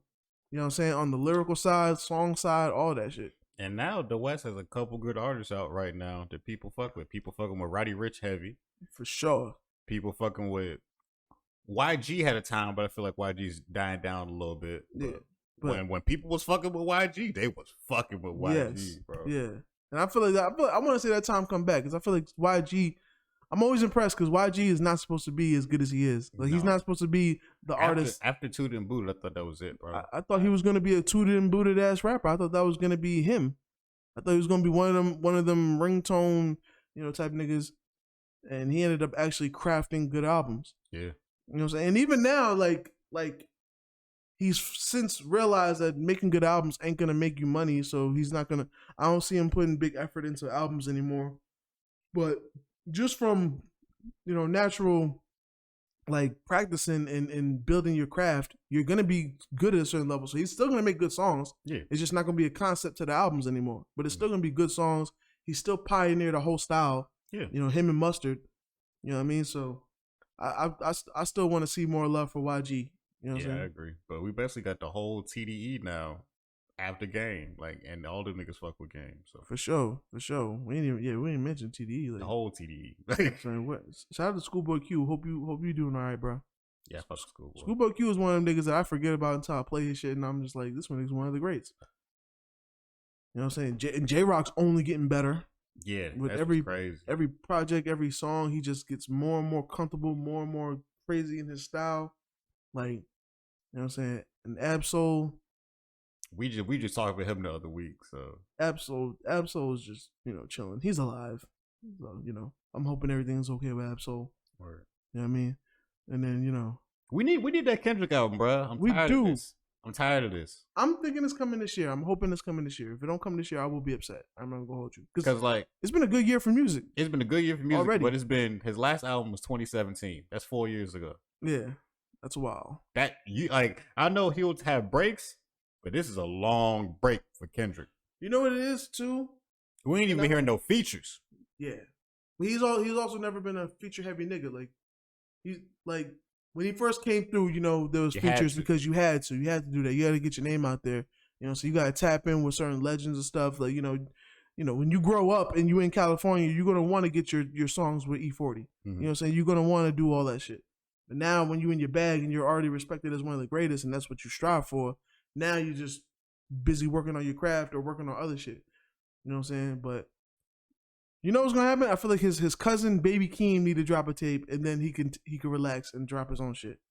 But I do feel like the pandemic stopped all that shit because Kendrick is one of the people that like he's like a J. Cole, whereas like he may drop something and it may not chart the greatest, but his fan base is so big and loyal that he's gonna do crazy with the shows and he puts a lot into his shows. Mm-hmm. So in a pandemic, you can't really like. You have a lot of niggas that just come on the stage and just rap. You know what I'm saying? And then you have niggas like, Vince Staples that put a lot into their show and their show becomes like an experience. Mm-hmm. But that costs a lot of money. You know what I'm saying? Like, nigga, Travis Scott, one of the biggest touring artists of our generation right now, mm-hmm. put a lot into his show and that shit costs a lot of money. You know what I'm saying? Niggas be making a whole lot of money on these tours, but it also costs a lot. Like they can't just pick up that set you saw on the stage. Like they have to construct that shit. They have to hire people to travel to just bring it up and put it down. They're paying for a whole team of niggas, and they got to work every day. They got to deconstruct that shit and rebuild that shit every stage they're on. You know what I'm saying? So I can understand why like the bigger acts like Kendrick Lamar maybe haven't dropped something because when he drops something. He puts a lot into it, and then, I think just as an artist, when you're dropping shit, you think about performing it because that's a big part of being an artist. Yeah. So when you're making the music, you're making it to perform. So if you make the shit and you can't perform it, it kind of takes away an element of it. I agree. You know what I mean? So I get it. With that logic, I get it. If he's waiting for a time when he can do an album rollout and announce a tour and stuff, he can't do that right now. So I get that. I get waiting to be able to announce a tour to go with your shit. So, but he could have like released like a little EP or just some fire throwaways. He could have dropped us another Untitled Unmastered. Yeah, fam, he could have easily did that. Like, and he could actually rap. So like, what? Just lyrical exercise. You know what I'm saying? Maybe 6 songs. You know what I'm saying? 2 of them being some lyrical exercise, lyrical miracle shit. 2 of them being, just some trap fun shit that we're gonna bump in the whip, get you some streams, and then 1 could be like some introspective, where you at today type shit, reflecting on life, what's going on with the homies. So the Heart Part 5. Basically. Okay. Basically. That's what I'm with. That would be fire because the Heart really typically doesn't end up on the albums. No. There's only 1 Heart song that's been on the actual albums. All the other ones been just, I don't want to say throwaways, but just been put out there. Mm-hmm. So that would actually be perfect. That would be perfect. But artists do what they want to do. So hopefully we get a Kendrick album this year. That'd be nice. This would actually be perfect. This would be maybe like what? The first year that we get like a Kendrick, J. Cole, and a Drake album in 1 year. When is this Drake album supposed to be coming out? I'm not asking because I care. I'm just asking because I want people to stop checking for this album that he's been announcing since the beginning of the year. Yeah, he has a freaking video right now saying Certified Lover Boy January. Like, and it's like nigga, we in May. We in May, with no album. We got the Scary Hours 2 little EP and those fire niggas was talking about it. There's 3 tracks of fire, but and the thing that gets me is like the nigga just doing random shit on his IG now. Like he's somebody that don't post often. So when he posts something, I guess it shakes the room or whatever. But now he's like posting shit that's like advertisements. So we're just like, yo, Drake, what are you doing? Where the album at? You know what I'm saying? And it's weird for him because he's somebody that's consistent. He drops a lot. He does. Like, especially to be as a big artist as he is, he's either on features or dropping little songs here and there, or he comes with an album, or he might just drop a tape and call it something else. He'll call it a playlist, he'll call it a mixtape, he'll call it a demo tape, whatever. But he drops consistently. So he really does. So for us to be waiting this long for a Drake tape is like a little unbeknownst to us. It's a little weird. Maybe he just trying to make niggas wait. And make Drake like, yo, when this shit drop, it's gonna change the game. At least that's what he's thinking. Because I don't think his fans are used to waiting this long for a project from him. Yeah. And I don't think that they're gonna really know how to feel. Either they're gonna be upset to have to wait this long, or they're gonna be so happy to have something that they're gonna act like it's the greatest thing ever. As long if it ain't bad, then it's gonna have the same Drake effect it always has. Because the street, like, no matter what, anytime he drops an album, it shakes everything. Mm-hmm. No matter what, like even whether the album is good or I want to say bad, because he doesn't have a bad album. Like with Drake, niggas can say what they want to say, but it comes with a certain quality level. You know what I'm saying? Drake might be a taste, it might not be, but like it's gonna shake the room, and then we'll see what happens. I ain't gonna lie, I'll be scared. I'll be authentically scared the day he drops an album and niggas is like, we're not fucking with this. I'm not even gonna hold you. It's only a matter of time. It's only a matter of time. It happens to everybody, bro. It does. But I ain't gonna lie, we've never seen somebody do what Drake is doing. I'm not like the way he's doing it, like be number one every time. Like even our greats, like Jay-Z, every album has gone platinum, but like it wasn't until his third or fourth that it was like number one. Mm. It wasn't until that when he was doing like multi-millions. You know what I'm saying? Like DMX dropped two in 1 year. Same year. Yeah. But then even him around the fifth, it was Dark as Hell is Hot, Flesh of My Flesh, Blood of My Blood. Then the Great Depression. No, before then was then there was X. That's the third. Then Great Depression. Then Grand Champ. Then Year of the Dog again is where shit got weird. Mm-hmm. So sixth album, shit happened because the label was doing weird shit. Yeah. So the promotion wasn't there the same, and it didn't do as well as his other shits. But like, I don't think anybody's had the level of success that Drake is having. So. Oh no, this is different, and I will never act like this shit ain't different. Like, so it will be scary when I won't even say when eventually, because it eventually should have happened already. Honestly, with anybody else's story, eventually would have happened. Because even I don't know if anybody to say Jay has a bad album, but there's definitely albums that we like more than others. Yeah. And Nas, legend. There'll be some people that say he has bad albums. Like the third and fourth. Nostradamus and I Am. Those aren't really well. They got some joints on there. Niggas don't talk about those. They only talk about Illmatic and Stillmatic. And niggas don't talk about It Was Written all the time. They should, because It Was Written was a really good album. The only thing that was bad is because he was so underground and so pure hip hop loved that they looked at that like a commercial album, when it's like, really, nigga, no, it's just boom bap with a little bit of melody on some of the beats, but it's still very much hip hop. Like you listen to that now, and that's it's a classic. But yeah, like I don't know, man. Because it's weird how artists will just be beloved and people just change on them overnight. Because when that shit happened to Chance, that shit crazy. I was confused. Very. It was a period where after acid rap dropped, people beloved Chance. Chance could do no wrong. Chance was everywhere. People's Chance is so positive. We like him. They had to know if people was just like, man, he too happy. He too positive. I can't wait to see him fail. Yeah, and I'm not even gonna hold you. And people started praying on that nigga's downfall. It was the weirdest shit to me. Because I'm not even gonna hold you. Like, acid rap was amazing. Coloring Book was. It was good. It was good. It had some popular songs on there. It had popular songs on there, and I did feel like it had some low moments. Yeah. But from the first time I heard Chance, I was like, he's gonna be beloved, but I don't think he's gonna be like massively beloved because he's kind of weird. Like, yeah. You know what I'm saying? He has a weird voice. He has a weird tone. I don't know if niggas gonna be like, I don't know if niggas want to hear that shit. Shit, when I was playing acid rap, freaking the first three girls I met in college, I used to drive them to school and shit. They didn't fuck with Chance. They didn't want to hear none of that shit. You know what I'm saying? So I thought he was gonna be one of the people that I'm like, well, some people are gonna like him. He's gonna do well, but he's not gonna be like loved by everybody. And he just became loved by everybody. And then out of nowhere, people were just like, "Oh, we need to see him fail. He's too happy. He's too positive. We need some dirt on him." Type shit. And I was just like, "What? Why would you wish negativity on someone who's done nothing to you?" Because we don't.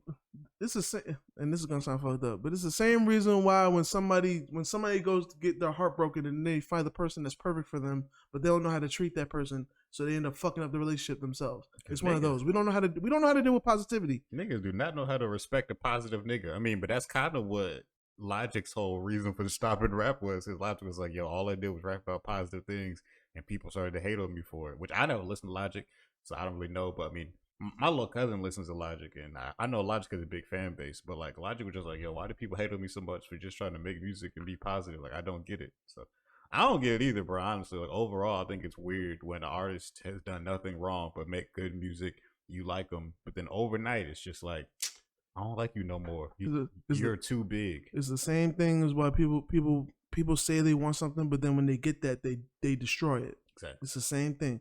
Because why people like Drake? Because Drake is positive overall, but he still has enough controversy that people like will still fuck with him. Yeah, because he's light skinned, but he's still a dark nigga. You feel me? Like he's light skinned. He got a, but he like he gets into beefs here and there. He's got scandals. He's fucking other niggas bitches. They just called him a homewrecker for some kind of relationship a week ago or something. I don't even know who those people are. I don't know neither. Twitter knew apparently. Yeah, so he stays in just enough controversy that people don't turn on him, but they'll still fuck with him. Because when you're all positive, you know what I'm saying? Like when you actually marry your girlfriend as a rapper, and then you stay faithful.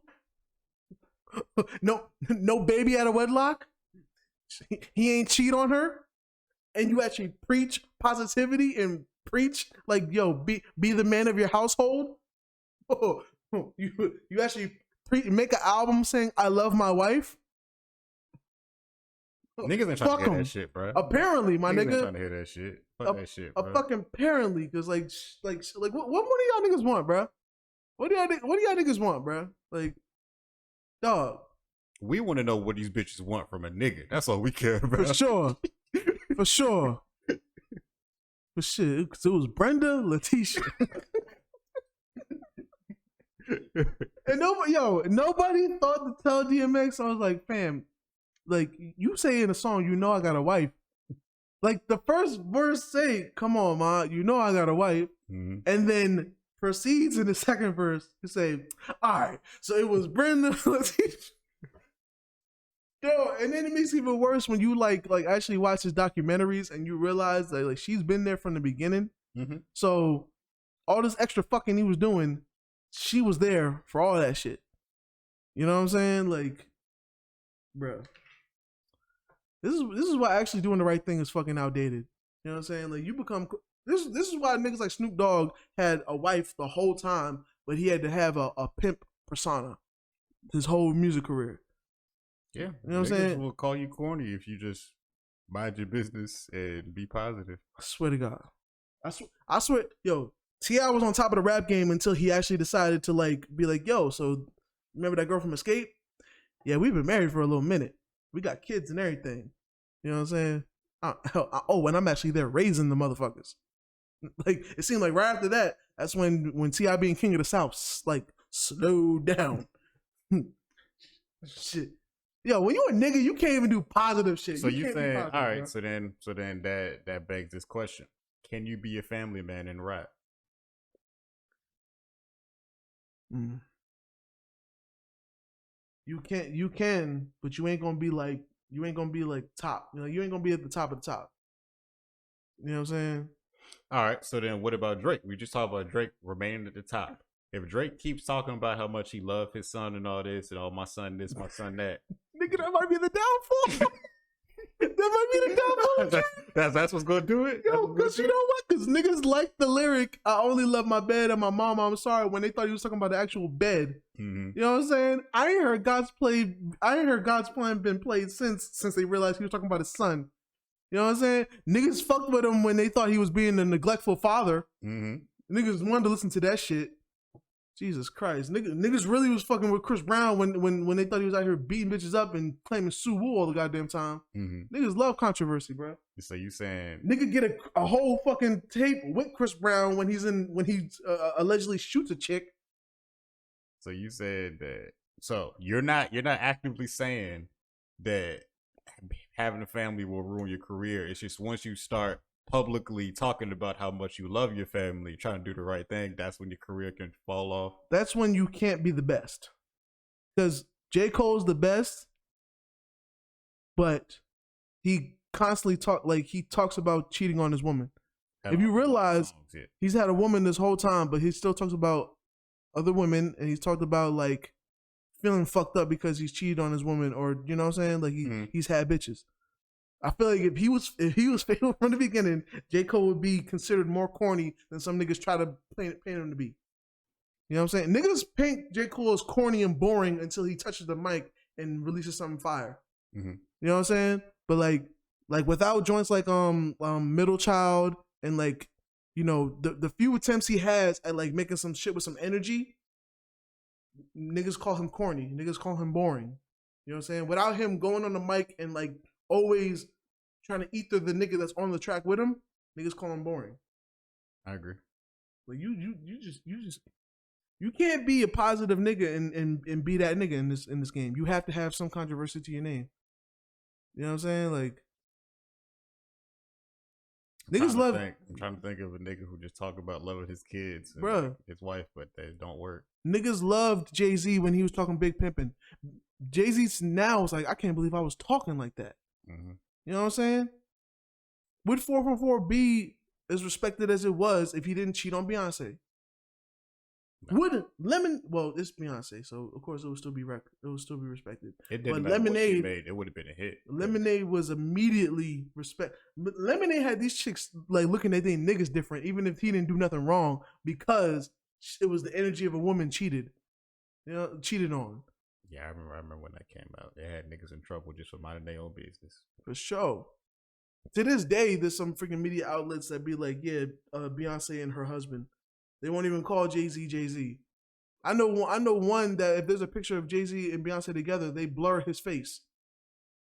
That's a billionaire right there. Give that man some respect. Side note, I do like how they said like anytime a nigga like gets money and gets like aware of himself, they turn into a Florida nigga. I respected that shit because they said that shit about Jay-Z and they said that shit about J. Cole. That shit is funny. That is funny. Cause it's weird though. Like it's weird how people love the shit over Florida, but then they'll be like they'll change their tone whenever they feel they're comfortable. So it's what it is. I think it comes with being from Florida, bro. That's why niggas is treating T-Pain like this. In reality, you niggas love T-Pain. We play T-Pain song, you guys gonna love it. You guys gonna hit the dance floor. You know what I'm saying? You were there for the T-Pain One Gotta Go the other week on Dead End Gaming? Nah. Tell me, son. I'll let you know right now who gotta go, nigga. I'll let you know right now. Let me bring it up real quick. But yeah, it was I did a T-Pain One Gotta Go. Are you ready? Buy you a drink. Okay. I'm sprung. Okay. Bartender. Okay. In love with a stripper. I'll read it again for you. Oh shit. Buy you a drink. I'm sprung. Bartender. In love with a stripper. I remember all these hits too. All these shits is bangers. All these shits is moments. And I like how you like these are all pretty much like T-Pain heavy joint songs. Yeah, I didn't want to bring no features into it. Yeah, that would have made it. That would have opened all kinds of shit. You know what's fucked up? The only one I would say that has to go is maybe I'm Sprung, but then it fucks it up because that was his first hit. So I remember we actually looked up the lyrics to Sprung because we were doing live on Dead End Gaming because we're live every Tuesday around 8. No, you talking about Buy You a Drink? That was the one we looked up. We looked up the lyrics to Sprung. Oh, okay. So we looked at the lyrics to Sprung because we was trying to figure out what song had to go. We looked at the lyrics and they was like, yo, this is like a simping ass song. But then there was like, hold up, now lyrically, he was in an abusive relationship because he's like, as you said, that's not even his main lady. So he did say all his homies, all his other ronies. He said she had washing the dishes and shit, like all kinds of shit. So then he left her. So then they were just like, he was low key in an abusive relationship. He was asking for help that whole song. Yeah. So yeah. Yeah. But it was just a hit. So, I would say I'm sprung, even though it's a fucked up choice because that's his first hit. So you might not even have these other shits without I'm sprung. But if we're just going on the song, out of those four, that's the only one I don't bump. I wasn't the biggest fan of I'm sprung. okay. That's why I always fuck with like when somebody, it's like this Tutor and Buddha over again. Like I always fuck with when the artist comes out and I don't really like them in the beginning, but then they have a song that comes out and I change my mind and then I realize how great they are. Oh yeah. That's how I felt when I'm sprung. Cause I ain't gonna lie, I'm familiar with a few songs from the first album. Mm-hmm. It's the second album that really got me. Cause I ain't gonna lie, fam. Like I want to know. Cause I remember when Sam would recite the song, it used to throw me off. Bartender. I want to know when niggas sing bartender, do you go up or do you go down?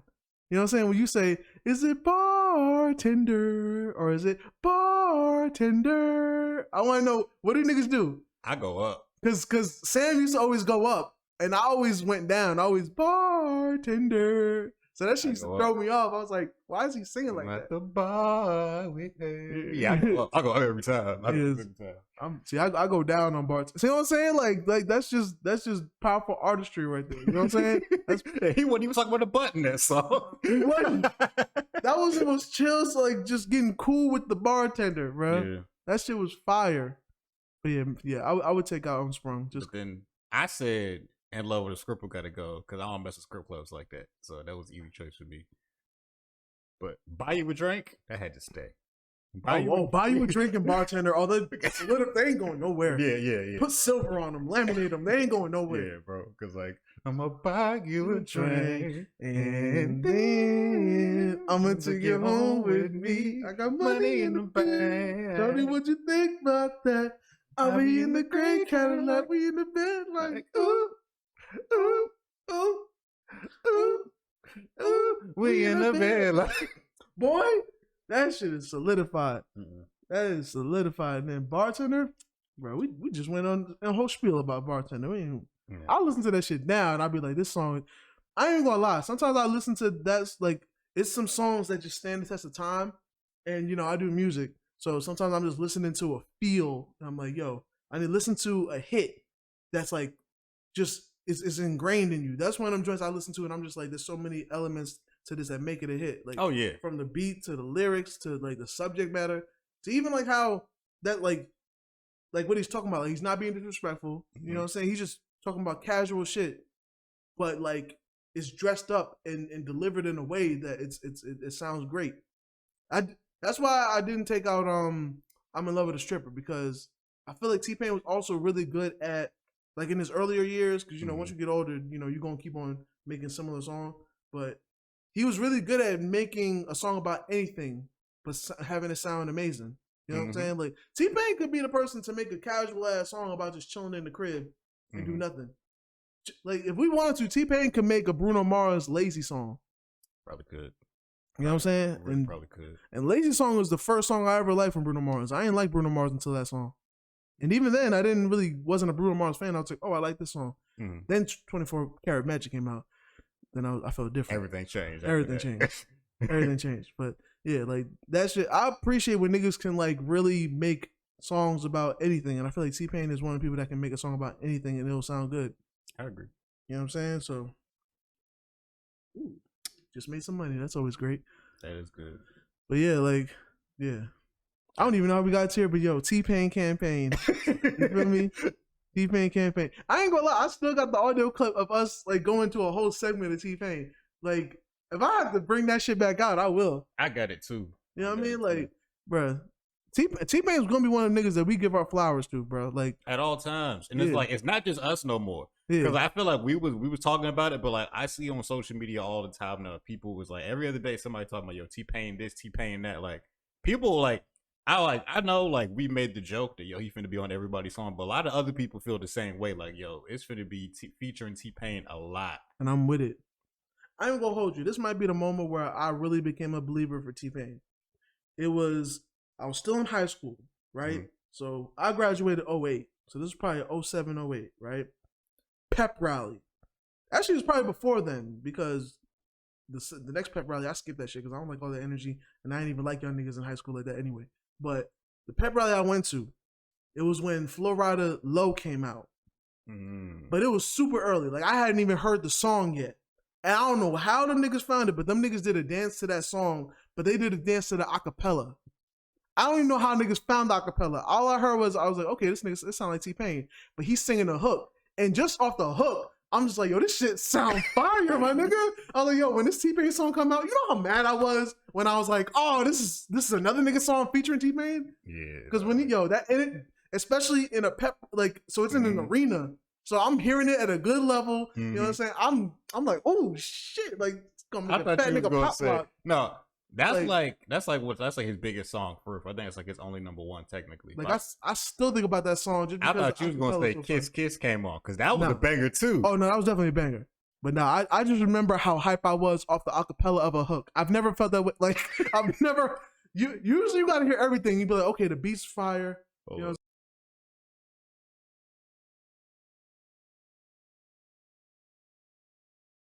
My bad, y'all. The camera had cut off. I ain't realized, but we're back at it. Still talking T-Pain. You know what I'm saying? Still talking T-Pain. You know what I'm saying? One of the GOATs. You know what I'm saying? Florida boy, Tallahassee Pain. You feel me? Hitmaker before Hitmaker. I'm gonna say that shit again. You know what I'm saying? But yeah, man, just definitely somebody I listen to if I'm trying to get like the essence of a hit. Because what's weird though is like I be seeing videos of him singing his songs a cappella more or like stripped down. Yeah, he'll like just have like violins or something, and they're so good. That's when that's when, like, that's what I say. Because niggas catch hits, you know, by accident sometimes.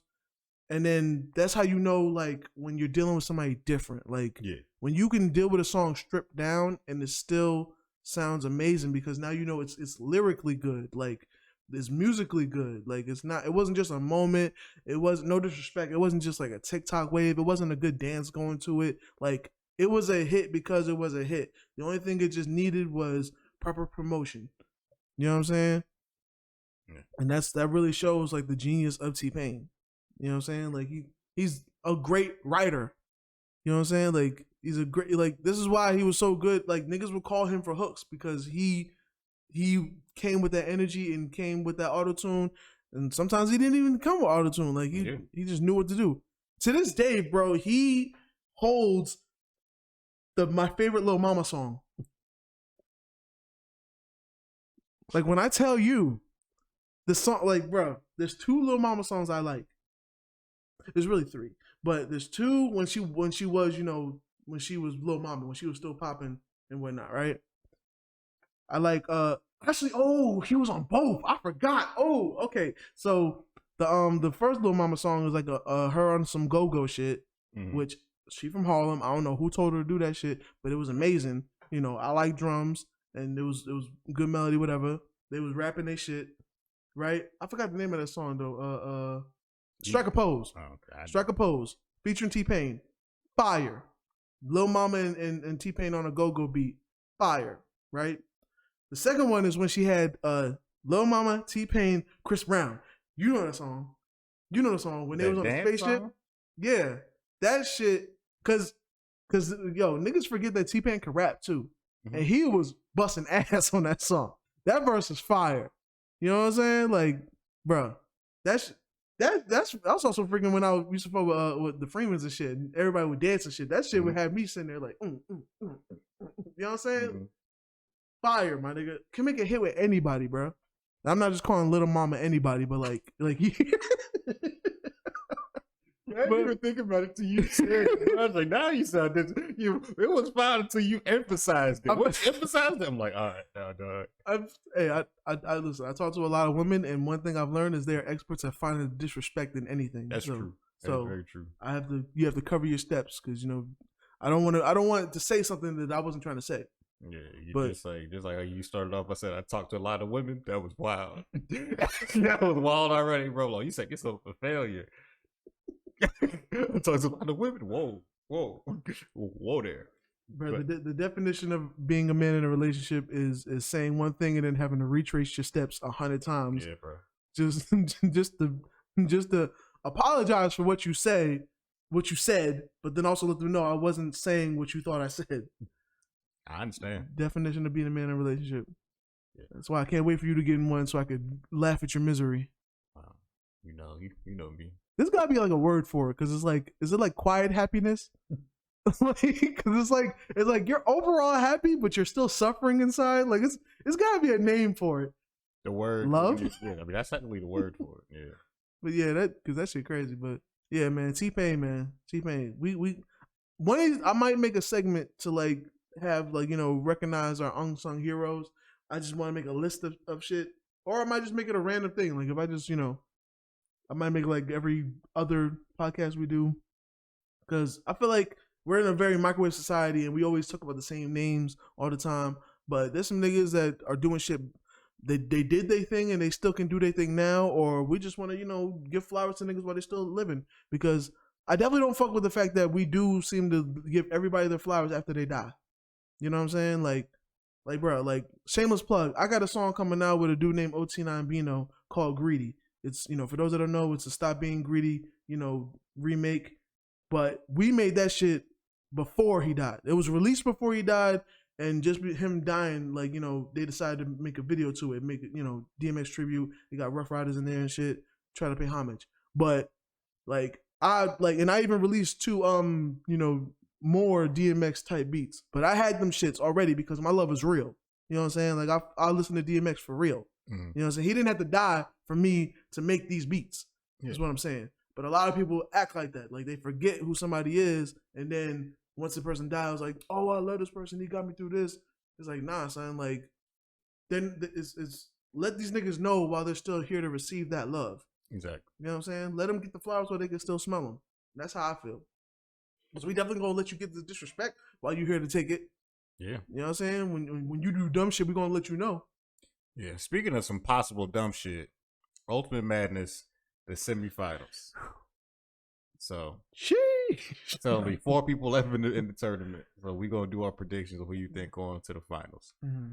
We got Rum Nitty versus Cortez. This is a rematch. Rum killed Cortez, but Cortez has been acting real different during this tournament. This is a different Cortez. Yeah, this is definitely a different Cortez. So I won't jump the gun.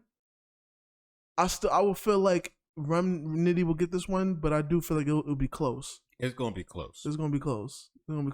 But Cortez does have a potential to get it. And the old Cortez didn't stand a chance. But this Cortez, this is different Cortez, bro. He's focused, man. You know what I'm saying? So he's been rapping like he knows who the fuck he's battling. Yeah. So on that standard, we could have a Cortez. And that would be crazy. Cortez possibly could go to the finals, bro. Like I said that like the other week after he who he beat the other week? I don't even remember no more. Was it Jack Boy? Yeah, after he beat Jack Boy. I was like, this Cortez is different. Even after he beat Official, I was like, the way he has the possibility to win this whole thing right now. Yeah. Like this is a different Cortez. Yeah, he's looking good. So that really could go either way, honestly. For sure. I'll still give it to Rum, but Cortez is heating up. It ain't gonna be no easy win. Oh no. No. And Rum Nitty has like Rum is consistent, but he does have a little disadvantage of his style starting to get like a little repetitive. Like, and I feel like I don't feel like he's gonna do nothing new this coming up against. I don't think he's gonna do nothing exciting, honestly. That's the one bad thing about being consistent is like niggas will really pick at you for being consistent. Yeah, like he honestly been doing good in this tournament, but he ain't been doing nothing super duper crazy, especially this tournament.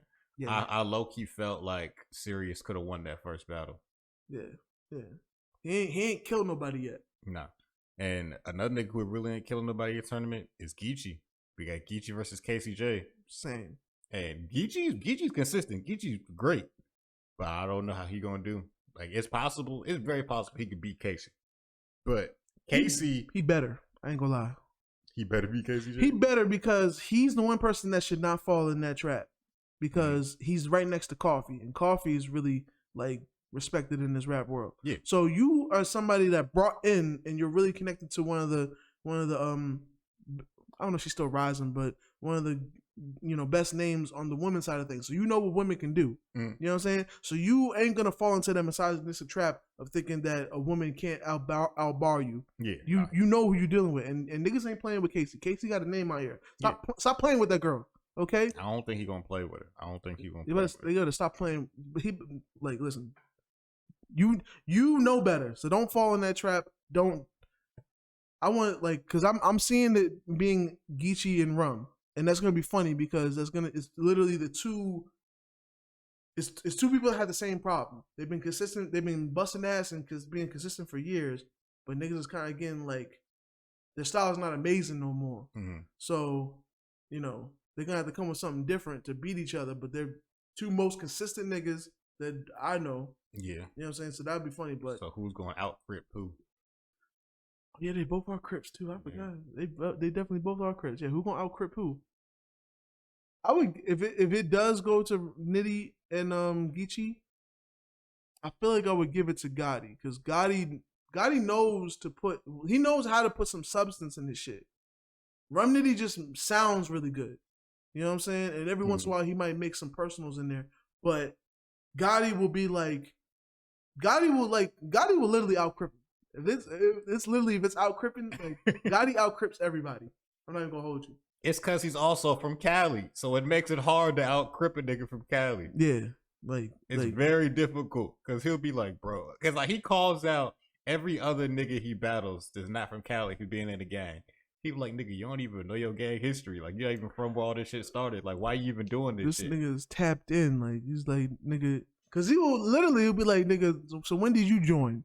I was born in this shit. Yeah, you know what I'm saying? Like he out Crips everybody, and I feel like that's what it's gonna be. You know what I'm saying? But please don't play with KCJ. Please, like please don't. She's not to be played with, bro. She's not to be played with, especially against y'all niggas. Nah, she's really good. Like she's not to be played with, bro. And I feel bad for niggas who trying to like act like she not good. People like, oh, she's the judge's darling. Like people want her to when people pushing for her to win just because she a woman. Okay. Get over it, nigga. Like, do better. Yeah. Like, y'all niggas, like, no, I haven't seen no person outbar her. No. That's just what it is. You know what I'm saying? Like, y'all could say what y'all want. Y'all could say if niggas wasn't on their A game or something next to her or whatever. That don't mean shit. She still outdid niggas. Yeah. And she's doing her thing. It's a competition. If them niggas didn't show up, that's their fault. Yeah. But like, nah, she's still rapping her shit. And it's good. Like, I don't get it. Like it's not like because y'all niggas gonna say that same shit about her, but then if we took her out and if it wasn't CJ and it was JC, y'all niggas wouldn't have that same shit to say. Yeah. Respect our black queens, my nigga. Cut that shit out. That shit weird. Like I feel like it's weird when niggas root against her for no reason. Like she ain't do shit to nobody. She just going out there rapping and the niggas just can't keep up. Honestly, it's work fell apart. Prep, you tried, couldn't get it done. Y'all niggas be real comfortable hating women for no reason, bro. You know I don't get it. I do not get it. You know what I mean? Who y'all be dating? It sound like y'all be having some undercover shit going on because y'all really be real comfortable in y'all women hate, bro. I don't get it, bro. Like niggas go out their way to root against the women for doing some shit. I'm like, where is this energy coming from? You don't even know her. Like, you know what I'm saying? Like, nigga, was your mother around, my nigga? Like, what happened to y'all niggas that y'all got so much spice for a woman? Mm-hmm. You know what I'm saying? Like, man, yo, listen. Go into your bathroom mirror, pull up Rap Genius, pull up Tupac, Keep Your Head Up. You know what I'm saying? And recite the second half of the first verse, my nigga. Respect your fucking women, my nigga. Like y'all niggas need to cut that shit out. You know what I mean? Cause I'm getting sick of that shit. Cause I'm turned up a little bit. I just saw a video today of like a TikTok like thread of black women being talked to disrespectful by black men. You know what I'm saying? And I'm telling you right now, if my future wife is damn near my complexion. So that means my daughter's gonna be this complexion.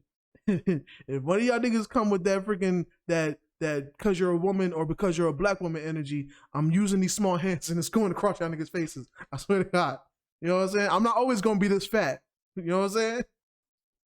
Y'all niggas need to relax that shit, nigga. Respect your mothers, respect your women, respect yourselves. Y'all getting real comfortable with this self-oppressed freaking energy, my nigga. Cut that shit out. KCJ, bro. And I'm comfortable. I am comfortable with KCJ being the winner. I almost want that because that's going to shake shit. It would be great. I would love that. Because you know what? 5 years ago, niggas never would have seen that as a possibility. No. You know what I'm saying? I would like for that. That shit would shake shit up. That shit would cement her. It would be dope for her to be the biggest name in battle rap. For sure. And to win 100K at the same time. That could get her because I haven't seen a woman battle like a legend, like one of the top tier, what they call the god tier niggas. You know what I'm saying? That would be amazing. You know what I'm saying? A woman battling Mook, I would love to see that. And I feel like Mook, even though you know that one bullshit he pulled, I feel like Mook would come with an angle that would be the angle that niggas try to do, but make it not sound corny. Mook do not want to battle KCJ because it's too much evidence of him dying laughing at that white girl's jokes. Every time I think Mook, I think of that clip of him laughing real hard at that white girl's jokes that wasn't funny. But that would be amazing though, because that's an angle she could come with. She could be like, listen, when you was on your podcast, you was real comfortable with that white bitch. You know what I'm saying? What color is your mother, nigga? You know, like, I want a woman to talk to a man like this. Cause, some of these niggas need to be held accountable for some of the bullshit they do. And it's gonna be weird for another nigga to say that shit. But when it's coming from a woman's perspective, it's gonna be like the shit that niggas try to do to her, but it don't come off correct. I feel like we could talk to each other. Like, cause she got bars. She got the violent shit and all that. But that would be some amazing shit that would be like almost like I won't say like a Lux and Calico, but it would be something to that level. Because it'll be some shit that like, it's more than just a battle. Like, just listen to what he's saying. And you niggas, that shit could like go. I would love for KCJ to just talk to one of these niggas and really deliver the black woman's plight to a black man the proper way. And that shit just like go crazy because it was, and it opened dialogue, just like when Loaded Lux was talking to Calico. Like, I would love for that shit. You know what I'm saying? So, KCJ wins, I would be ecstatic. Oh, yeah. Ecstatic. I'm excited for all her battles. You know what I'm saying? Even though I do believe Geechee will outperform her, because if he's prepared. I've never seen Geechee lose. I've never seen Geechee not prepared. So I think he'll be prepared. Yeah, so if he knows who he's battling against and he don't play that dumb shit, which he's never done. I said, like, because even when he's underperformed, he's overperformed the person he's going against. It's almost like he got a time machine. He be knowing what that nigga gonna say, and he's like, all right, I'm gonna come with this level of fire. Yeah. You know what I'm saying? So he's always like, especially in this competition, he ain't really been doing nothing too special, honestly. Yeah. He been just doing just better than his competition. Even the first round against Riggs, that was like low tier Geechee, honestly. Yeah. And then the second round, I don't remember who he battled the second round.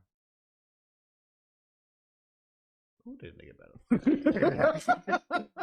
Who is this nigga? Did he battle? Hold on, let me check my notes. Yeah. But yeah, I would be. Cause I stopped taking notes during this tournament because it was so many clearly who won things. Yeah, but if who did that nigga battle? Riggs was the second round. No, Riggs was the first round. Really? Yeah. Oh, I put the shit under. Okay, it was Geechee versus Swamp. Oh. I forgot because that battle was irrelevant because Swamp was never going to win. Okay, yeah, that's why you forgot. That's why I forgot. You don't listen to Swamp no way. No, Swamp wasn't going to win that shit. Swamp should have got past Jerry West. Yeah, yeah. Even though it was decent, he did. Maybe he did decent because Geechee Gotti wasn't going extra hard. Like he wasn't going that hard. Yeah. But Geechee was being real friendly to him. Yeah, yeah. I still stand that Jerry West should have beat Swamp. I don't know what other niggas heard. But it was like, yeah.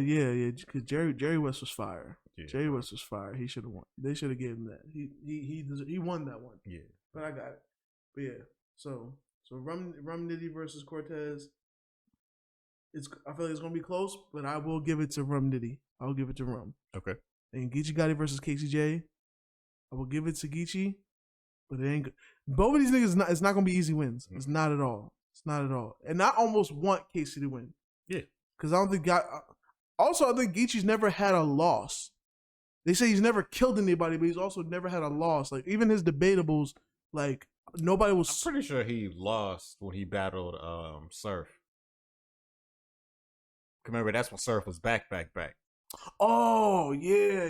That was a rough one for him. And even then, we forget about... He still did good. Yeah, he still did good. And we forget about that because even though Sue Surf was back, he definitely dissolved his own fire Right after. Because after that, he couldn't even remember his own verses.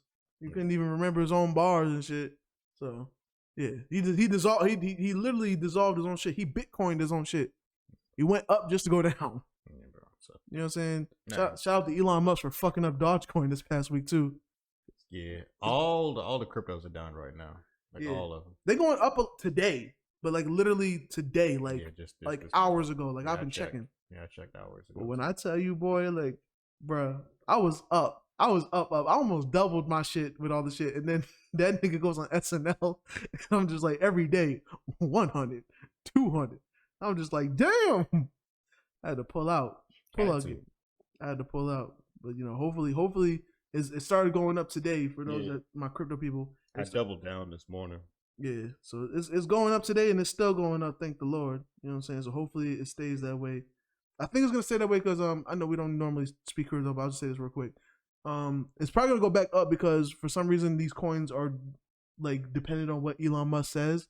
But though he called it a hustle on SNL and that made the shit go down, he spoke on he's gonna link with Dogecoin to like help them better promote or something. Just help. He also spoke technically against Bitcoin the other day. He said that he's up and down with it.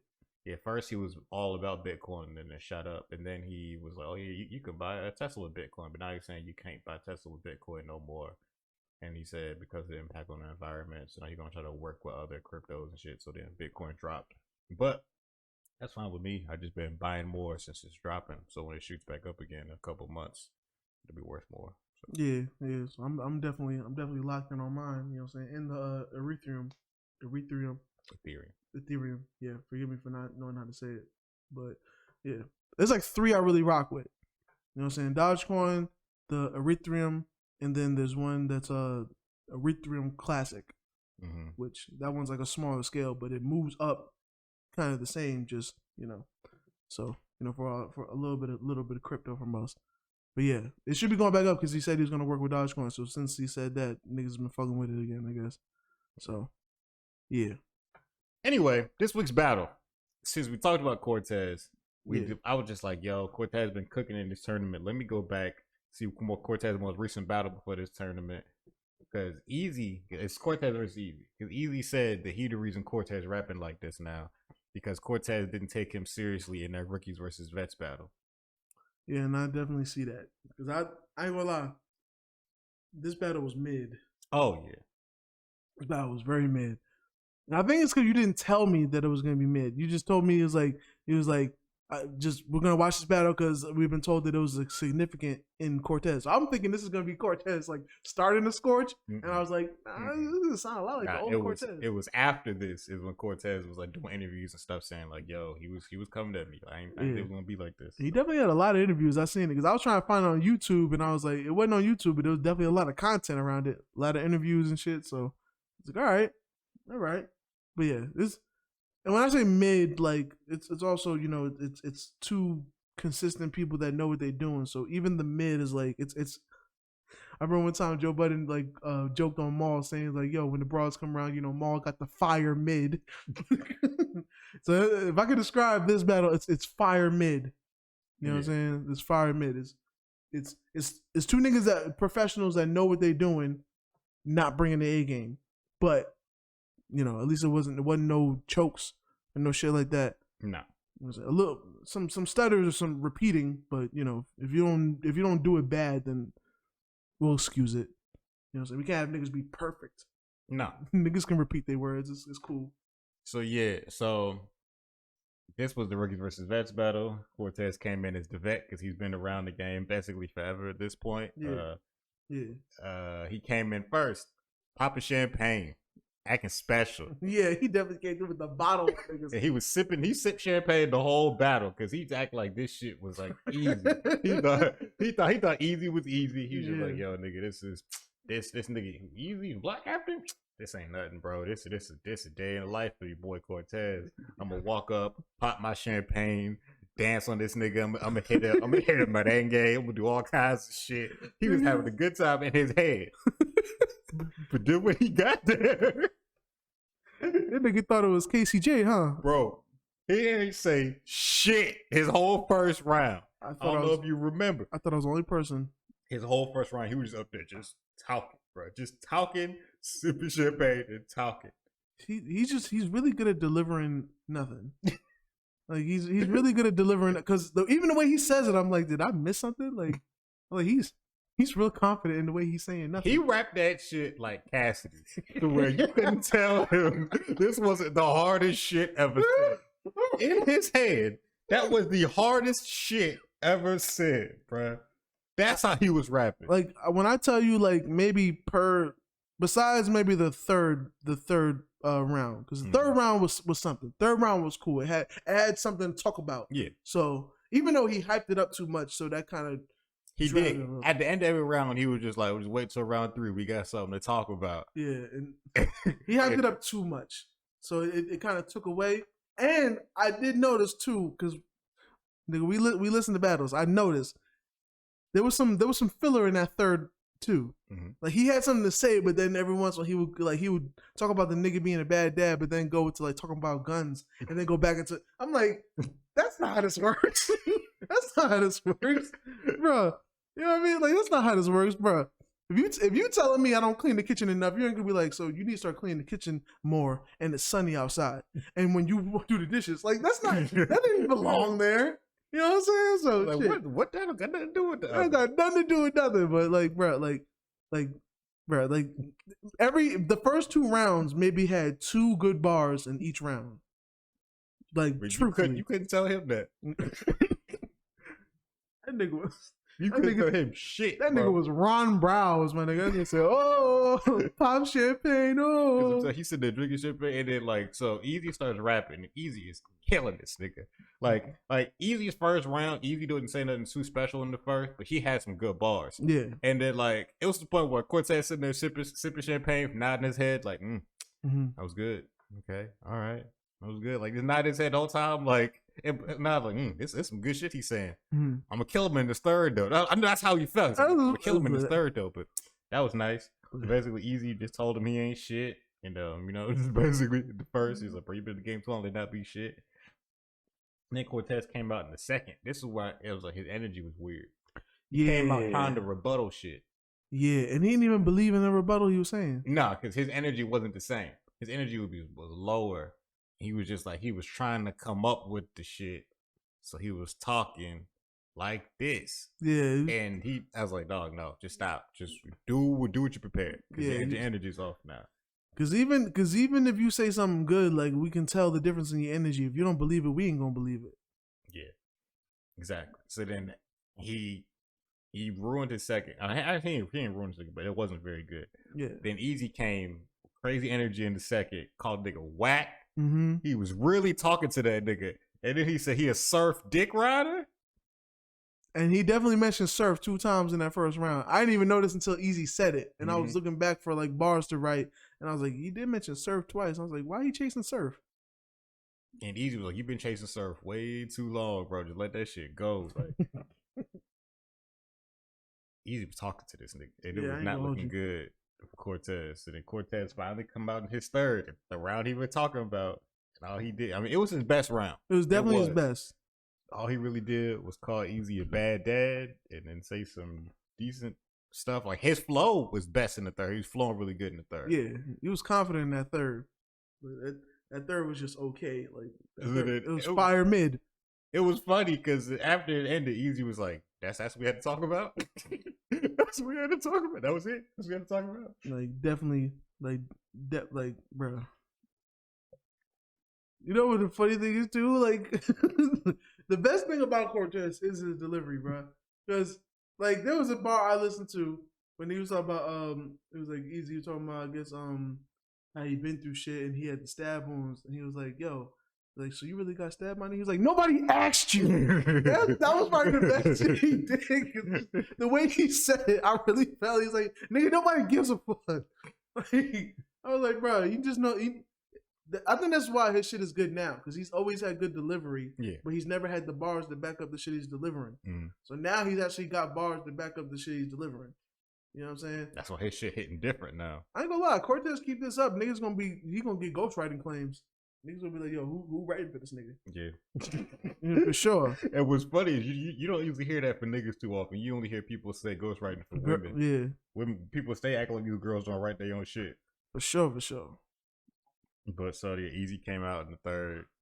Just had another good, consistent round. Yeah. He had one really good dodgeball line. I don't know if niggas caught, but it's alright. So. Yeah, I got Easy winning this before we get into the debate. Yeah, we're gonna let's get into these schizzos. Crowd control. Now for this one, since it was like pretty much there was a dead crowd. There was nobody really there with them. So I give both of them threes, just like a basic 3. I gave Cortez a 3. I ain't gonna lie. I gave Easy like I gave him a 4 because there was actually crowd reaction for him. Like I heard like in the back. You know what I'm saying? Like he actually had crowd reaction with no crowd. And I feel like that I almost gave him a 5 because I was like that takes something. When there's no crowd, you still get crowd reaction. But you know, I feel like a 5 was a little too high. I was just like, wait, 5? I'm gonna be bugging a little bit. That's a lot. Nigga, what would have to happen for like a nigga to have a 5 with no crowd? Like nigga would have to jump in the camera and be like, oh my god. that should be crazy, bro. Like to get a 5 with no crowd, niggas would have to start walking and like getting in frame. Like, you know, when start walking like niggas wouldn't even know niggas was there. They just like, ooh. Well, you know what had to happen? Niggas it would have to be like the Kevin Hart and T-Pain battle after Kevin Hart said his last verse when niggas started Harlem shaking. Niggas said, and the 2 chicks started making out. And yeah, that's what had to happen. Niggas would have to be like, oh shit, oh.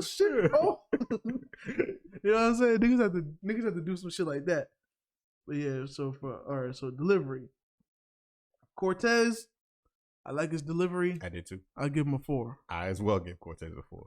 Easy, I feel like Easy has a really good delivery too. I give him a 4. I give Easy a 5. I'm not mad at that. But I did give Cortez a 4. Like delivery wise, his delivery was never his problem. It was never a good delivery. Yeah. It was just, I don't reason I give him a 5 is because like I told you in the second it got weird. Yeah, he definitely, especially the beginning, he definitely was not confident in it. Yeah, but other than that, it's noticeable. Delivery wise, flawless. I have really nothing else besides when it got weird. Flawless delivery. Yeah. So haymakers. My bad, Joe. The camera cut out again. I don't know what this shit was doing this episode. It's just acting up. It's cool. We're gonna get back to what we was doing haymakers, and you said for haymakers, Cortez gets a 3. For haymakers for Easy, I give him a 4. I gave Cortez a 2, and I gave Easy a 3. And then I'm not mad at that. And then you said that Cortez looked sloppy. Yeah. I'm used to seeing the Cortez from Lions Den, and I just like how Easy was like breaking him down, like calling him like he said like, yo, in your voice you look nasty. You know what I'm saying? Like, and I'm the last person to talk about this. Of course I know, whatever. Like Cortez does not look good fat. You know what I'm saying? He looks funny to me fat. You know what I'm saying? So yeah, like I did like Easy point that out and point out he's like you've been a bum for 7 years. Like I was like. That's true. It's true. It's slightly true. You know what I'm saying? But yeah, zone. Cortez, I gave him a 4 for zone. He definitely was in his zone for this, and he, no stutters, got his shit off, good delivery. Like he was definitely confident. Him in that bottle, for sure. Now for Easy, I gave him a 4 also. He was doing his thing. No complaints. I gave Cortez a 3 and I gave Easy a 4. Cool with that. Cortez got a 12 overall, which is a C, and Easy got a 15 overall, which is a B. I gave Cortez a 14, and I gave Easy a 16. Bars. Good battle, decent stuff from y'all. Don't say good battle. Don't say good battle. It was some fire mid. You know what I'm saying? It was the best of the average. You know what I'm saying? Real impressive, unimpressive stuff. You know what I mean? But yeah, let's get to these bars. Cortez. Easy said I'm easy, but that's easier said than done. A new poll every day, like when elections come. That's it.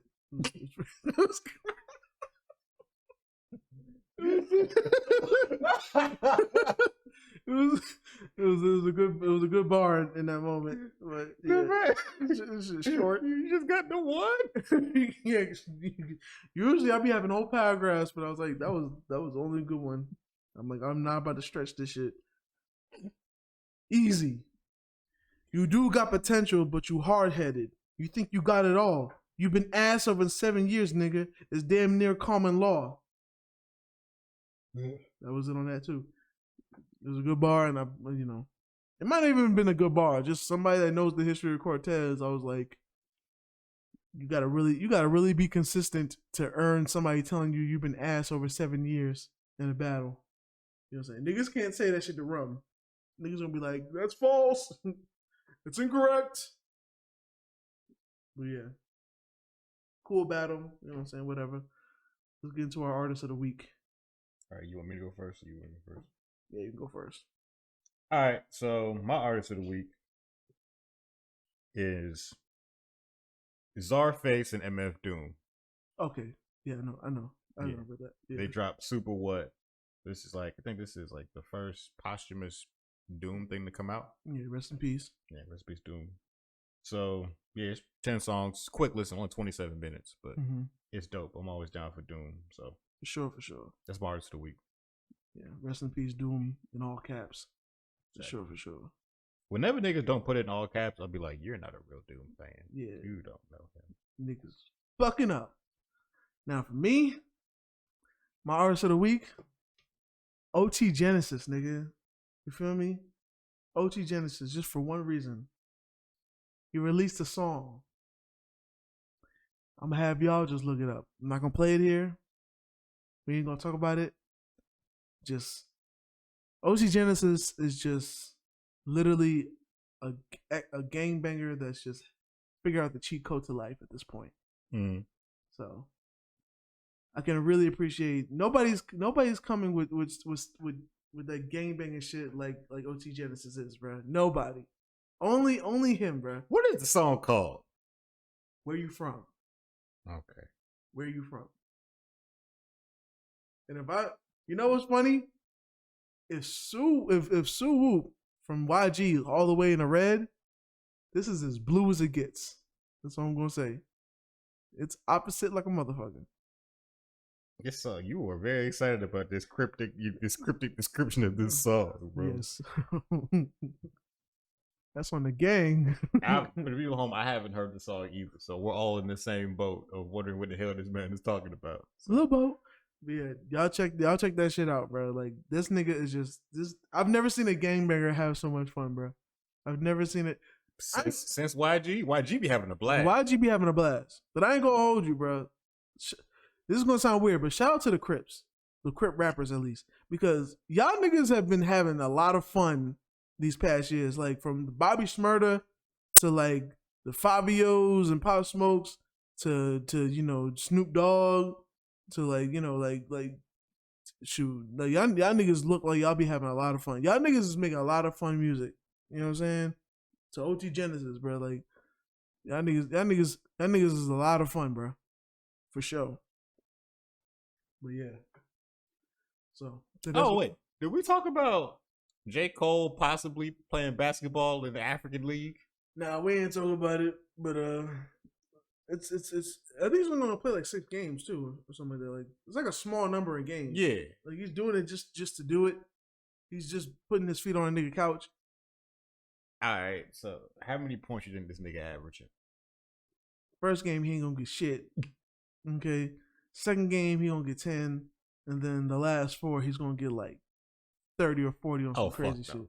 Fuck out of here. Nigga. He gonna be the fuck goat. out of here. 30 to 40. He's gonna be doing. He dunking on niggas and he's slamming his dreads in niggas' faces. This is gonna be the real life Space Jam where we remember when Mike went to play baseball and people was being overly friendly to him and trying to give him home runs and trying to get him hit. That's how it's gonna be when Cole step on that court.